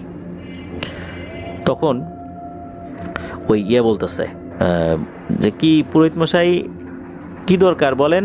বলে বাবা তুমি একটু বাইরে আসো, তোমার সাথে কথা আছে। এরপর ছেলেটা বাইরে বের হয়ে এসে দেখে যে পুরোহিত মশাই বাড়ির বাইরেই দাঁড়িয়ে আছে। তখন বলে যে কি ব্যাপার বলেন তো, এত রাতের বেলা কি সেবা করতে পারি আপনার? বলে যে সেবা আসলে আমার সেবা না, জনসেবা করবা। তো কীভাবে? বলে যে তোমার বাবার পিণ্ডটা আবার দিতে হবে আমাকে। তখন ওই ছেলেটা বলতেছে যে পিণ্ড তো কালকে রাত্রেই নিয়ে গেলেন, পিণ্ড তো একটাই ছিল, আর কয়টা পিণ্ড থাকে? আমি তো ওইটা পুরোটাই তো আপনাকে দিয়ে দিলাম, ওই পাত্রসহ। বলে না, ওইটা আবার আমি লোক মারফত পাঠিয়ে দিয়ে গিয়েছিলাম, তারা এসে ওই বাড়িতে, অর্থাৎ তোমার বাড়িতে ওই নির্দিষ্ট জায়গায় আবার পিণ্ডটা দাফন করে গেছে। ওই ছেলেটা বলতেছে যে দাফন করলোই বা কেন, আবার আমাকে না জানিয়ে বা দাফন করলো কেন? আমি তো দিয়ে দিতে পারতাম। আর আপনি নিয়ে যাওয়ার পর আপনি আবার আসছেন, আবার এসে দাফন করে গেল, কোন দিক দিয়ে দাফন করলো আমি তো টেরও পেলাম না। তখন বলে যে বাবা তোমাকে আমি পরে বলবো, তোমার বাবা তো একজন আধ্যাত্মিক লোক ছিলেন, এখানে অনেক ব্যাপার স্যাপার আছে, তোমাকে আমি সব কিছু বুঝাই বলতে পারবো না, তুমি যেহেতু এই লাইনে ছিল না বা এই লাইনে আসার আগ্রহও নাই বা ভবিষ্যতেও আসবা না, সুতরাং তোমাকে তো অত কথা বলতে গেলে তুমি বুঝতে পারবা না। তুমি যাও, তোমার বাবার যেখানে পিণ্ড তুমি দাফন করেছিলে প্রথমে, ওইখানে গিয়ে দেখো যে ওই জায়গাটা কি অবস্থা। তখন সে কি করে, ওই জায়গায় যায়, ওখানে গিয়ে চমকে ওঠে, দেখে যে ওই পিণ্ডটা যেখানে দাফন করা হয়েছিল ওর পাশে দুজন লোক বসা, কালো কাপড় পরা, মাথায় হুডি জাতীয় কিছু জিনিস দেওয়া, চেহারাটা ওইভাবে বোঝা যাচ্ছে না। ওই সময় তাদের চেহারার দিকে উনি তাকানো নাই, অন্ধকার ছিল তো, তাকালেও বোঝা যায় না আর কি, এক নজর বা দুই নজর তাকিয়েছিলেন। তখন আবার ওই পুরোহিত বাড়ির বাইরের যেই সীমানা ওখান থেকে বলে দেয় যে শোনো, তুমি পিণ্ডটা তুলে এদের হাতে দাও, আর এদের সাথে কথাও বলার দরকার নাই, এদের চেহারার দিকেও তাকায়ও না, শুধু এদেরকে দিয়ে দাও, আমি পরে তোমাকে বিষয়টা খুলে বলবো। এরা আমারই লোক, মূলত আমার বিভিন্ন কাজে তারা সাহায্য সহযোগিতা করে। তোমার বাবার পিণ্ড নিয়ে তো আমি কিছু কাজ করবো, এটা তোমাকে আমি বলছি, মানুষের উপকারের জন্য লাগে, কারণ তোমার বাবা সারা জীবন মানুষের উপকার করে গেছেন, এই জন্য এই দুইজনকে আমি নিয়ে এসেছি।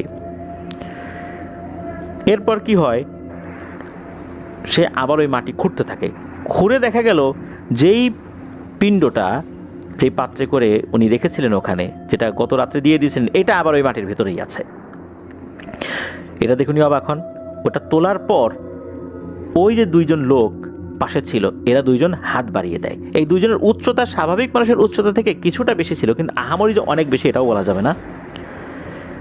হাত বাড়িয়ে দেওয়ার পর এই জিনিসটা তখন তাদের দুজনের হাতে দিয়ে দেয়, দুজন মিলেই এই পিণ্ডের পাত্রটা ধরে। ধরার সাথে সাথে এরা নাকি হেসে দেয়। তাদের হাসিটা এমন ছিল, মনে হচ্ছে এই হাসিটা প্রতিধ্বনিত হচ্ছে। একটা ফাঁকা ঘরের ভিতরে যদি আমরা হাসি যেভাবে প্রতিধ্বনিত হয়, মনে হচ্ছে ওভাবে প্রতিধ্বনিত হচ্ছে। এরপর ওই লোকগুলো আস্তে আস্তে বাড়ির বাইরে চলে যায়, বাইরে থাকা ওই পুরোহিতের কাছে চলে যায়। পুরোহিতও তাদের সাথে কিছু একটা কথা বলে, কী যে বললো বোঝা গেল না। এরপর ওই পুরোহিত বলে ঠিক আছে বাবা তুমি ঘুমাও, কাজ হয়ে গেছে, পরে কথা হবে, এই বলে তারা চলে যান। তো এবারে কিন্তু এই ছেলেটার মনের মধ্যে সন্দেহ ঢুকে যায়, কি ব্যাপার, পুরোহিত মশাই গতকাল রাত্রে একবার আসলো, আবার আজকে আসলো, এই দুজন লোকিবাকে, এদেরকে তো গ্রামে আগে কখনো দেখি নাই, এই গ্রামের সবাইকে তো চিনি কম বেশি, আর এদের চেহারার দিকে তাকাতে নিষেধ করলো, আর এরা আবার ওই পিণ্ডটা এখানে এসে পুঁতে দিয়ে গেল, আমাকে বললোও না কখন আসলো। তো এরকম চিন্তা করতেছে। পরে চিন্তা করলো যে ঠিক আছে, সকালবেলা আমি দেখি পুরোহিত মশাইয়ের সাথে কথা বলবো না, যে এই পিণ্ডটা নিয়ে সে কী করছে, কী কাজে লাগাইছে, বা কি কোন পদ্ধতিতে সে এটাকে ব্যবহার করবে, জেনে আসবো। তো সে ঘুমিয়ে পড়ে। সকালবেলা মন্দিরে যায়, অর্থাৎ শ্মশানের ভিতরে যে মন্দিরটা ছিল সেই মন্দিরে যায়। পুরোহিত মশাই ওইখানে সকালবেলা পূজা অর্চনা করবেন। ওখানে যাওয়ার পর দেখে পণ্ডিত মশাই বা পুরোহিত মশাই উনি পূজা অর্চনার আয়োজন করছেন। তো তাকে প্রণাম করে জিজ্ঞেস করেন যে পুরোহিত মশাই 2 দিন তো গেলেন, কালকেও তো আপনার কাছে জিনিসটা দিয়ে দিলাম, তাহলে ঘটনাটা কি বলেন তো, কিভাবে এই কাজটা করবেন। একথা শোনার পর পুরোহিত মশাই বলেন 2 দিন গেছি মানে কি বলো তুমি, আমি তো তোমাদের বাসায় রাতের বেলা যাইনি। তখন এই শুরু থেকে শেষ পর্যন্ত ওই ছেলেটা সব কথা যখন পুরোহিত মশাইকে বলছেন, পুরোহিত মশাইয়ের চোখ দুটো বড় বড় হয়ে যায়, বলে সর্বনাশ, তুমি কি করছো রে বাবা, তুমি তো বিশাল একটা ধোকায় পড়ে গেছো, এটা তো খুব একটা খারাপ কাজ হয়ে গেছে। তোমার পালক পিতার পিণ্ড তুমি যাদেরকে দিয়েছো এরা কেউ মানুষ ছিল না, নিঃসন্দেহে এরা পিশাচ শ্রেণীর কোনো জিন ছিল। তোমার বাবা একজন ভালো সাধক ছিলেন, তোমার বাবার পিণ্ড দিয়ে যদি কেউ কালো জাদু করে এটা অনেক শক্তিশালী কালো জাদু হবে, এই জন্যই হয়তোবা এরা তোমাকে ধোকা দিয়ে নিয়ে চলে গেছে।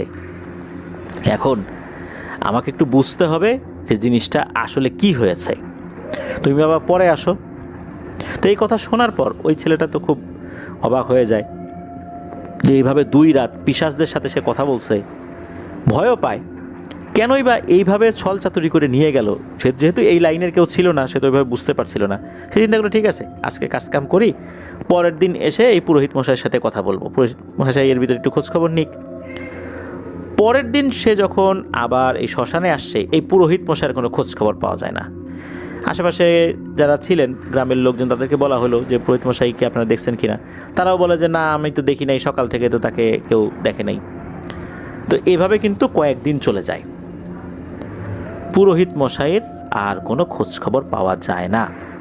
তখন কারো কারো মনে সন্দেহ হইতে থাকে যে নিশ্চয়ই এই পুরোহিত মশাই সে ইচ্ছা করে এই অরচিত সাধকের পিণ্ডটা নিয়ে গেছে, নিয়ে সে অন্য জায়গায় চলে গেছে। তো নতুন ছিল, তো নিশ্চয়ই কোনো ধান্দায় আসছিল, সে চলে গেছে, গিয়ে সে তার মতো কোনো সাধনা করবে। সবাই এরকম চিন্তাই করেছে।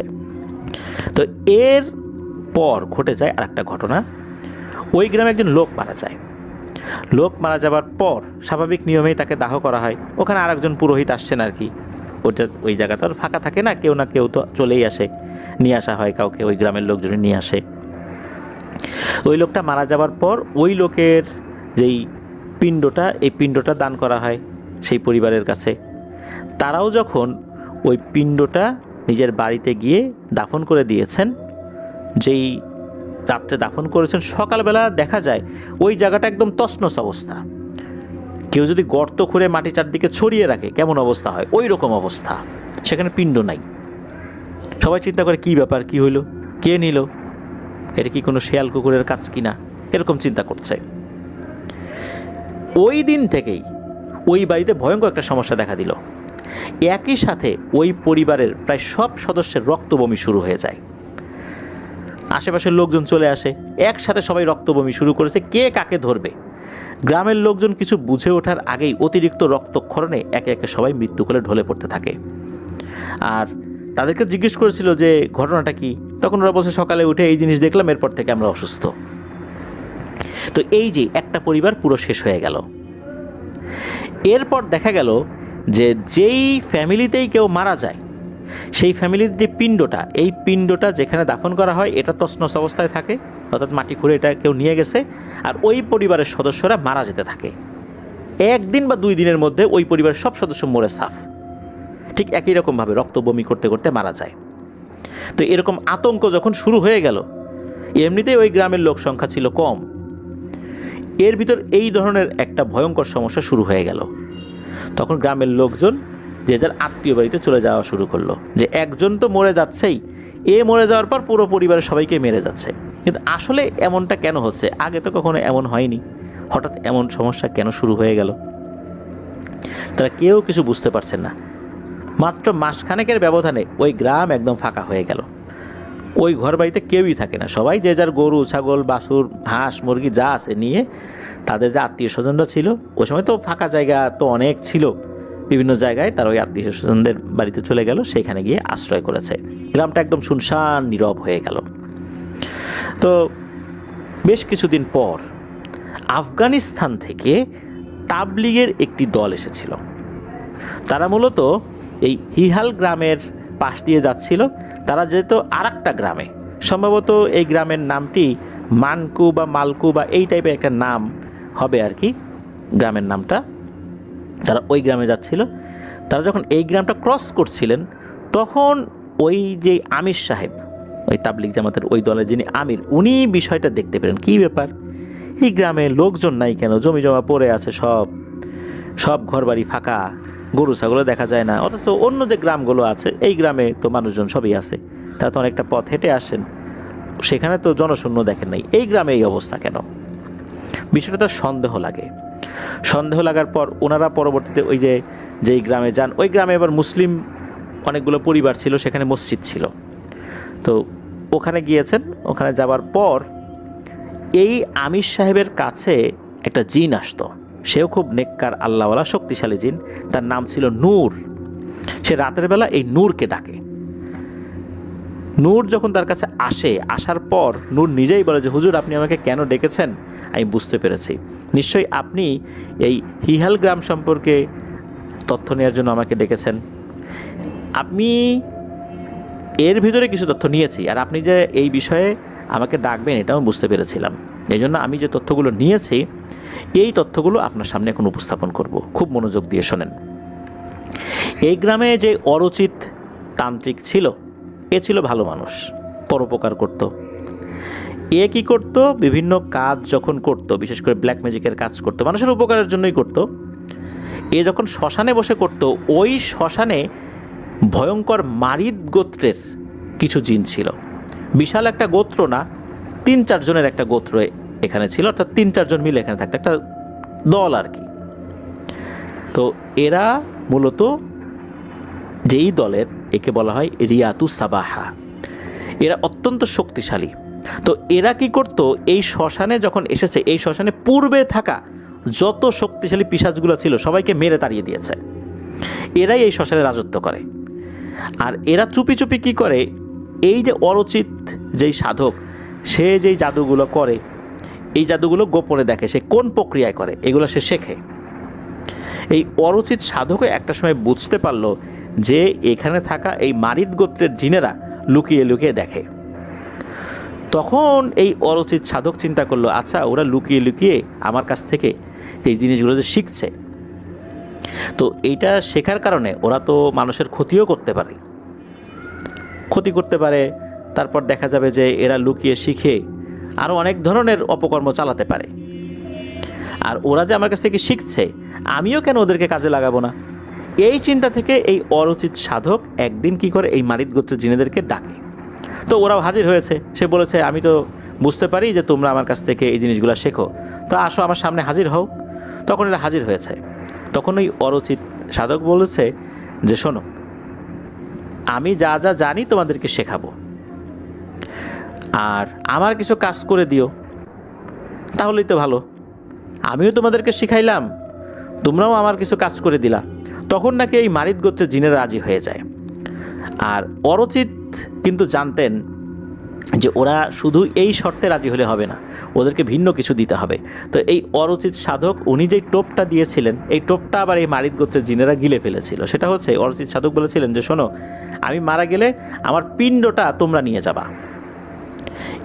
কোনো সিদ্ধ সাধকের পিণ্ড দিয়ে অনেক ধরনের কাজ হয়, এই পিণ্ডটা আমি তোমাদেরকে দান করে গেলাম, তোমরা এটা নিয়ে যেও, এটা দিয়ে তোমরা অনেক কাজ করতে পারবা। বিনিময়ে আমি তোমাদেরকে কিছু জাদুও শেখাবো, যেগুলো কিন্তু ভালোর কাজে লাগাতে হবে, কোনো খারাপ কাজে লাগানো যাবে না। আর আমার কিছু কিছু কাজ তোমরা করে দিবা। তো ওরা রাজি হয়ে যায়, এই টোপটা সে গিলে ফেলে। কিন্তু অরচিত সাধক জানতেন যে এই মারিদ গোত্রের এই ভয়ঙ্কর জিন শ্রেণীর হাতে যদি তার পিণ্ড পড়ে, এই পিণ্ড দিয়ে ওরা আসলে কখনোই মানুষের উপকার করবে না। তার জীবদ্দশায় ওরা মানুষের উপকার করবে জাস্ট খালি তাকে দেখানোর জন্য, কিন্তু তার মৃত্যুর পরে এরা এই পিণ্ড নিয়ে অনেক ধরনের অপকর্ম করবে।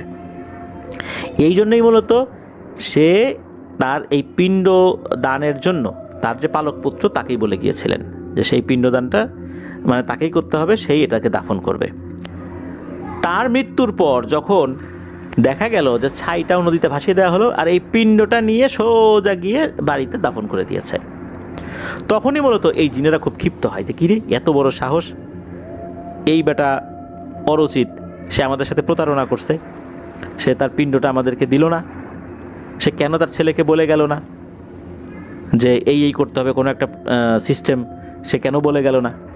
এই জন্য এই জিনেরা প্রচণ্ড রকমের ক্ষিপ্ত হয়। যেহেতু একটা প্রতিশ্রুতি দেয়া ছিল, এই পিণ্ডটাই তাদেরকে আগে নিতে হবে। এটা নেওয়ার জন্য ওই যেই পুরোহিত, এই পুরোহিতের রূপ ধরে প্রথমে এসে পিণ্ডটা নিয়ে গেছে। এই পিণ্ডটা নিয়ে তারা যখন জাদুর কাজ শুরু করেছে, দেখে কোনো কাজ হয় না। তখন নাকি এই মারিদ গোত্রের জিনেরা আরও শক্তিশালী মারিদ গোত্রের কিছু জিনেদের সাথে যোগাযোগ করে যে কেন কাজ হচ্ছে না। তারা নাকি জানায় যে এই পিণ্ডটা তার ছেলে দাফন করেছে, কিন্তু তার ছেলে হাত দিয়ে তুলে দিলে হবে না। তার ছেলে হাত দিয়ে তুলে দেওয়ার পর তোমাদের হাতে, তোমরা সশরীরে থাকবা, তোমাদের হাতে এটা দিতে হবে, তাহলেই কাজ হবে, তাছাড়া হবে না। সে তো দিয়েছে পুরোহিত বেশি জিনের হাতে, সে তো পুরোহিতের বেশে ছিল, সে তো তার বেশে ছিল না। এই জন্য তোমাদেরকে তোমাদের বেশ ধরেই যেতে হবে, তোমাদের রূপেই থাকতে হবে। তোমরা চেহারা ঢেকে রাখো সেই হিসাব আলাদা, কিন্তু তোমাদের বেশেই থাকতে হবে, তোমাদের হাতেই দিতে হবে, তাহলেই কাজ হবে। এই কারণেই এরা আবার কি করেছে, এরা এসে এই পিণ্ডটা মাটিতে দাফন করে দিয়ে গেছে। পরের দিন রাতের বেলা আবার ওই পুরোহিতের রূপ ধরে একজন মারিদ আসছে, আর 2 জন মারিদ ওখানে বসা ছিল। তারা তাদের রূপেই ছিল, তারা কালো ড্রেস পরা ছিল, তাদের অরিজিনাল ভয়ঙ্কর চেহারাটা দেখতে দেয়নি। একে তো অন্ধকার, তারপর আবার বাইরে থেকে বলে দেওয়া হয়েছে যে ওদের চেহারার দিকে তাকাবা না। এরপর যখন তাদের হাতে দিয়ে দেওয়া হয়, এটা দিয়েই মূলত কাজ হয়। আর এটা দিয়ে কাজ করার পর তারা অনেকটা শক্তিশালী হয়ে যায়। আর পিণ্ডের যে এরকম একটা ক্ষমতা আছে, স্পেশাল ক্ষমতা, ওরা যখন এটা পেয়ে গেছে তখন ওদের শক্তি আরও বাড়ানোর জন্য ওরা আরও কিছু পিণ্ড, যারা সাধারণ মানুষ ছিল এদের কিছু পিণ্ড গোছানোর চেষ্টা করে। আর এই পিণ্ড পাওয়ার পর ওই পরিবারের সবাইকে যদি বান মেরে ফেলা হয় তাহলে ওই পিণ্ডটা আরও শক্তিশালী হয়, ওটা দিয়ে আরও ভালো নাকি কাজ করা যায়। এই জন্য ওই গ্রামে যেই মারা যাচ্ছে এখন ওই পিণ্ডের উপর তারা হস্তক্ষেপ করছে, ওগুলো নিয়ে যাচ্ছে এবং ওই পরিবারের উপর বান মারছে। যেহেতু এই অরুচিত তান্ত্রিকের পিণ্ড সে পেয়ে গিয়েছে, এই গ্রামে সে একটা প্রবেশাধিকার পেয়ে গেছে, এই জন্য তারা এই তাণ্ডব চালাচ্ছে। নূর এটাও বলে দেয় ওই আমির সাহেবকে যে অন্য যে শ্মশানগুলো রয়েছে সেখানেও তো আরও জিনেরা রয়েছে, ওরা যদি শুধু একবার বুঝতে পারে যে এইভাবে কাজ করা যায় তাহলে ওরাও ঠিক একই পদ্ধতি অবলম্বন করে আশেপাশের গ্রামগুলো সাফ করে ফেলবে। এখন তো শুধু এই হিহাল গ্রামে ঘটনা ঘটতেছে, এরপরে কিন্তু আশেপাশে সব গ্রামে ঘটতে থাকবে, বহু মানুষ, নিরীহ মানুষ মারা পড়বে। সুতরাং এটা এখনই থামাতে হবে। একথা শোনার পর আমির সাহেব বললেন যে কিভাবে কি করা যায়। তখন নাকি ওই নূর জিন বলেছিলেন যে হ্যাঁ, একটা উপায় আছে। আপনি দুটো গরু নিয়ে, বেশ তাগড়া গরু নিয়ে, সাথে কয়েকজনকে সাথে নিয়ে ওই শ্মশানে যাবেন, যেই শ্মশানে এই অরুচিত তান্ত্রিক সাধনা করত, যার কাছ থেকে ওই জায়গা থেকেই ওই জিনেরা, মারিদ গোত্রের জিনেরা জাদু শিখেছিল। আর এরা হচ্ছে এই রিয়াতুস সাবাহা গোত্রের। রিয়াতুস সাবাহা মূলত একটা গোত্রের নাম, এটা কোনো নির্দিষ্ট জিনের নাম না। এই গোত্রের কাজই হচ্ছে এই শ্মশানে থাকা, শ্মশানে থেকে বিভিন্ন ধরনের জাদুবিদ্যা চর্চা করা। এরা অত্যন্ত শক্তিশালী, বিশেষ করে জাদুবিদ্যায়। এদের যে বান মারা এগুলো খুব নিখুঁত হয়ে থাকে, এগুলো বিফলে যায় খুবই কম, যেহেতু তারা এগুলো নিয়েই থাকে। ওখানে যাবার পর, শ্মশানে যাবার পর জায়নামাজ বিছিয়ে নামাজ পড়তে হবে। এরপর সাথে থাকা গরুগুলোর মধ্যে কোনো একটা গরুর মধ্যে কিছু আলামত প্রকাশ পাবে। এর পরবর্তীতে কি করতে হবে সেটা আমি বলে দিব। আপনি শুধু আপনার সাথে 2 জন অনুসারী নিয়ে যাবেন, না সাথে ধারালো একটা ছুরি নিয়ে যাবেন। এখন এই জায়গায় এসে উনি কোথায় গরু পাবেন? উনি তখন যেই গ্রামে গিয়েছেন সেই গ্রামের একজন প্রভাবশালী ব্যক্তির সাথে কথা বলেন যে এটা তো সমাধান করার দরকার, আমার তো 2টা গরু লাগবে। তো ওনার আবার অনেকগুলো গরু ছিল, উনি বড় বড় 2টো ষাঁড় গরু ওনার হাতে তুলে দিয়েছিলেন আমির সাহেবের হাতে, যে যান মানুষ বাঁচান, হয়তোবা এরপরে এই গ্রামের দিকে ওদের নজর পড়তে পারে। ওই রাতেই এই আমির সাহেব ওনার 2 জন সহযোগীকে নিয়ে আর ওই 2টো গরুকে নিয়ে চলে গেলেন ওই শ্মশানে। সহযোগী যেই 2 জন ছিল, ওই সহযোগী 2 জনকে একটু দূরে রেখেছিলেন, পরে যদি প্রয়োজন হয় তাকে ডাকবেন এই বলে। উনি যেই না শ্মশানে গিয়ে যায় নামাজটা বিছিয়ে নামাজে দাঁড়িয়েছেন, হঠাৎ করে মনে হলো চতুর্দিক থেকে লাফালাফি দাপাদাপি শুরু হয়ে গেছে। শ্মশানের আশেপাশে যে গাছগুলো ছিল মনে হচ্ছে গরিলা আকৃতির বেশ কিছু প্রাণী এক গাছ থেকে আরেক গাছে লাফাচ্ছে, এক ডাল থেকে আরেক ডালে লাফাচ্ছে। লাফালাফি করার কারণে ডালগুলো নড়ে উঠছে, শব্দ করছে, পাতায় একটার সাথে আর একটা ঘর্ষণের ফলে পাতার এক ধরনের শব্দ হয় না, এরকম শব্দ হচ্ছে। ডালে ডালে যদি কেউ লাফালাফি করে এক ধরনের শব্দ হয়, কিন্তু ঝাঁকি লাগে, ওরকম শব্দ হচ্ছে। তো উনি 2 রাকাত সালাত শেষ করেন। এর মধ্যে হয় কি, একটা অবয়বকে উনি দেখতে পান। অবয়বটার মনে হচ্ছে মাথায় কোনো চুল নাই, আর শরীরে 2টো হাতের জায়গায় 5-6টা হাত থাকতে পারে, এরকমটা মনে হয়েছে। সে একবার হুজুরের ডানে আসে, মুহূর্তের মধ্যে বায়ে চলে যায়, আবার সামনে আসে, একবার পিছনে যায়। তো এরকম বারবার খালি তাকে প্রদক্ষিণ করে ঘুরছে। তখন হঠাৎ করে কানে এই নূরের আওয়াজ ভেসে আসে। নূর বলে ওঠে যে হুজুর, রিয়াতুস সাবাহা এসে গেছে, আপনি এখনই আপনার অনুসারীদেরকে একটা গরু এখানে নিয়ে আসতে বলেন। এদিকে তার অনুসারীরাও কিন্তু দূর থেকে দেখছে, তারাও বেশ সাহসী ছিলেন। তারা 2 জন মিলে একটা গরুকে নিয়ে আসেন। গরুর গলায় দড়ি ছিল, দড়িটা তখন হুজুরের হাতে ধরিয়ে দেন। যখনই ধরিয়ে দিয়েছে হঠাৎ করে দেখা গেল ওই গরুটার চোখের ভিতরে মনে হচ্ছে আলো জ্বলে উঠেছে, দপ করে আলো জ্বলে ওঠে, চোখ লাল টকটকে হয়ে যায়, আর গরুটা 2 পায়ে দাঁড়িয়ে যায়। 2 পায়ে দাঁড়িয়ে হুজুরের সাথে কথা বলতে থাকে, বলে কিরে হুজুর, তুই এখানে কেন আসছিস? তোর সাথে কি আমাদের কোনো লেনা দেনা আছে? কোনো শত্রুতা আছে? তোর কোনো কাজে কি আমরা বাধা সৃষ্টি করছি? তুই এখানে কেন আসলি? তুই আমাদের কাজে কেন বাধা দেওয়ার জন্য আসলি বল? তখন ওই হুজুর বলেন যে তোদের সাথে আমার আগে থেকে কোনো পরিচয়ও নাই, কোনো শত্রুতাও নাই, এটা সত্য, কিন্তু তোরা নিরীহ মানুষদেরকে হত্যা করছিস। সে যে ধর্মেরই হোক না কেন, এই নিরীহ মানুষদেরকে হত্যা করা আমার থামাতে হবে। এই নিরীহ মানুষদের এই মৃত্যুর মিছিল আমি আর নিতে পারবো না। তখন নাকি ওই গরুর ভিতরে থেকেই ওই জিনটা বলছে যে তুই এখান থেকে চলে যা, তুই চলে যা, তোর সাথে আমাদের কোনো শত্রুতা নাই, কিন্তু তুই যদি এখানে কোনো ধরনের কোনো কাজ করার চেষ্টা করিস তাহলে আমাদের যা করার দরকার আমরা সেটা করব। তো এটা বলার পর হুজুর বলে যে এই সমস্ত বলে কোনো লাভ নাই, আমার যে কাজ সেটা আমি করব। এরপর নাকি নূর কানে কানে এসে অদৃশ্যভাবেই বলে দেয় যে হুজুর আপনি রুকিয়া শুরু করেন, কিছু নির্দিষ্ট আয়াত বলে দেন। এরপর হুজুর যখন সেই আয়াতগুলো পড়া শুরু করেছেন, সাথে সাথে নাকি এই গরুটা দুই পায়েই দৌড়ে এই শ্মশানের চতুর্দিকে প্রদক্ষিণ করা শুরু করেছে, চতুর্দিকে ঘুরছে। আর ওই সময় মনে হচ্ছে ওই ডালে ডালে লাফালাফি আরও বেড়ে গেছে। তবে এগুলো যে অ্যাকচুয়ালি কি মনে হচ্ছে গরিলা টাইপের কিছু, কিন্তু এগুলো সামনে আসছে না, শুধু ওই ডালে ডালে লাফালাফি করছে। এইভাবে ঘুরতে ঘুরতে ঘুরতে ঘুরতে সে কিন্তু গর্জনও করছে। এদিকে হুজুর কিন্তু উনি ওনার রুকিয়া করেই যাচ্ছেন। একসময় কি হলো, সেইভাবে ঘুরতে ঘুরতে ঘুরতে ঘুরতে ক্লান্ত হয়ে গেল। হুজুর রুকিয়া করছেন, গর্জন করছে, ওই জিনিসটা করতে করতে আস্তে করে মনে হলো তার সামনে চলে আসলো। সামনে এসেই শুয়ে পড়লো, শুয়ে পড়েই গলাটা পেতে দিল। ঠিক যেমন গরু জবাই করার আগে মানুষজন ধরে গরুর গলাটা একটা বিশেষ পদ্ধতিতে টান টান করে দেওয়া হয়, এরপর ছুরি চালানো হয়। মনে হচ্ছে এই জিনিসটা একা একাই শুয়ে পড়লো এইভাবেই যে তাকে জবাই করো। এরপর নূর কানে কানে হুজুরকে বললেন, হুজুর সাথে থাকা ধারালো ছুরি দিয়ে এক্ষুনি এটাকে জবাই করে ফেলেন, কোনো লোক লাগবে না, কোনো সহযোগী লাগবে না, জবাই করে ফেলেন। হুজুর কি করলেন? বিসমিল্লাহ আল্লাহু আকবার বলে জবাই করে ফেললেন। যখনই জবাই করে ফেলা হলো, হুজুরের কাছে মনে হলো যে গরুর গলা দিয়ে তো গরম রক্ত বের হওয়ার কথা, কিন্তু না, মনে হচ্ছে কালো আঠালো টাইপের একটা জিনিস বের হলো। আমরা যারা ভেনম মুভি দেখেছি, এই ভেনমে কিন্তু এরকম একটা জিনিস দেখা যায়, এক ধরনের চিটচিটে কালো আঠালো পদার্থ। এটা কিন্তু মানুষের শরীরে বা বিভিন্ন প্রাণীর শরীরে ঢুকে যায়। মনে হচ্ছে এরকম একটা জিনিস বের হলো এবং বের হয়ে আস্তে আস্তে শ্মশানের বাইরে যেতে শুরু করলো, গড়াতে গড়াতে। মনে হচ্ছে এটা জীবন আছে। গড়াতে গড়াতে মনে হলো একটা খালের দিকে চলে গেল, খালের দিকে গিয়ে মিলিয়ে গেল। এরপর নূর বললেন যে হুজুর আলহামদুলিল্লাহ কাজ হয়ে গেছে, এবার এই গরুটার মাথা পরিপূর্ণভাবে কেটে নেন। কেটে নেওয়ার পর এটাকে উত্তর দক্ষিণ করে এই শ্মশানের বাইরেই মাটিতে আল্লাহর নামে পুঁতে দিবেন।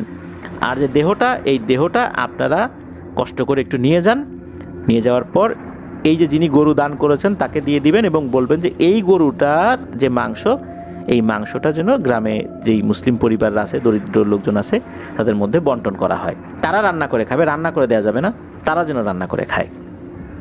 আর অন্য গরুটা কাজে লাগেনি, অন্য গরুটা আবার তাকে ফেরত দিয়ে দিবেন। তো সেটাই করা হলো। এরপর থেকে নাকি এই সমস্যা আর কখনোই হয়নি। ওই হিহাল গ্রামে তো লোকজন ছিলই না, কিন্তু অন্য গ্রামেও কখনো এই সমস্যা দেখা যায়নি। ওই নূর বলেছিলেন যে ওই যে জবাই করা হয়েছে, এই জবাইয়ের মাধ্যম দিয়েই নাকি সবগুলো মারিদ জিন এখান থেকে বিতাড়িত হয়েছে। এরা মারা যায় নাই, তবে বিতাড়িত হয়েছে এবং এদের শক্তিও চলে গেছে, ওদের আর সেই জাদু শক্তি নাই। আর ওই যে অরুচিত পণ্ডিতের যেই পিণ্ড, এই পিণ্ড শক্তিটাও বিনষ্ট করা হয়ে গেছে। এটা দিয়ে আর কেউ কোনো খারাপ কাজ করতে পারবে না। এই রুকিয়ার মাধ্যম দিয়ে এই কাজটি করা হয়েছে। যখন শোনা গেল যে এই সমস্যার সমাধান হয়েছে, হিহাল গ্রামের লোকজন যারা দূরে চলে গিয়েছিল, আত্মীয় স্বজনদের বাড়িতে গিয়ে আশ্রয় নিয়েছিল, তারা আবার ফেরত আসতে শুরু করে। ওখানে কিন্তু তাবলিগ জামাতের ওই দলটা বেশ অনেক দিনই ছিলেন। তারা যখন এটা জানলো, তারা খুবই খুশি হলো হুজুরের উপরে। এর ভিতরে বেশ কিছু পরিবার ইসলাম ধর্ম গ্রহণ করেছিলেন। ওই গ্রামে পূর্বে, অর্থাৎ এই ঘটনার পূর্বে কোনো মুসলিম পরিবার ছিল না। তো এরপরে ওই গ্রামে এই ধরনের ঘটনা আর ঘটেনি। তো এটাই ছিল ঘটনা। প্রিয় লিসেনার্স, খুবই অদ্ভুত একটি ঘটনা যে এই একটা সমস্যা সমাধান হলো শ্মশানে গিয়ে। হুজুর সেই শ্মশানে গিয়েছিলেন। এটা বেশ দুঃসাহসিক একটি কাজ, কারণ উনি আফগানিস্তানের একজন আলেম, উনি এই হিন্দুস্তানে আসছেন, ভারতবর্ষে আসছেন, সেই ঝাড়খণ্ড। তো ভারতের যে সমস্ত রাজ্যগুলো খুবই অনুন্নত, এখনও অনুন্নত, তার মধ্যে কিন্তু ঝাড়খণ্ড একটা। সেখানে আসছিলেন দিনের দাওয়াত দিতে। সেখানে এসে এমন একটা বিষয় উনি জানতে পেরে সেটা সমাধানের জন্য জীবনকে বাজি লাগিয়েছিলেন। আল্লাহর রহমতে তার এই প্রচেষ্টাকে আল্লাহ কবুল করেছেন। আর এর পিছনে বড় একটা ভূমিকা রেখেছিল তার অনুগত জিন নূর। এটাই ছিল ঘটনা। ধন্যবাদ জানাচ্ছি আমাদের সবার প্রিয় রবি ভাইকে এবং জিল্লুর রহমান ভাইকে ওনাদের পাঠানো ঘটনার জন্য। আরও ধন্যবাদ জানাচ্ছি প্রিয় লিসেনার্স যারা ধৈর্য ধরে আজকের পুরো এপিসোডটি শুনেছেন।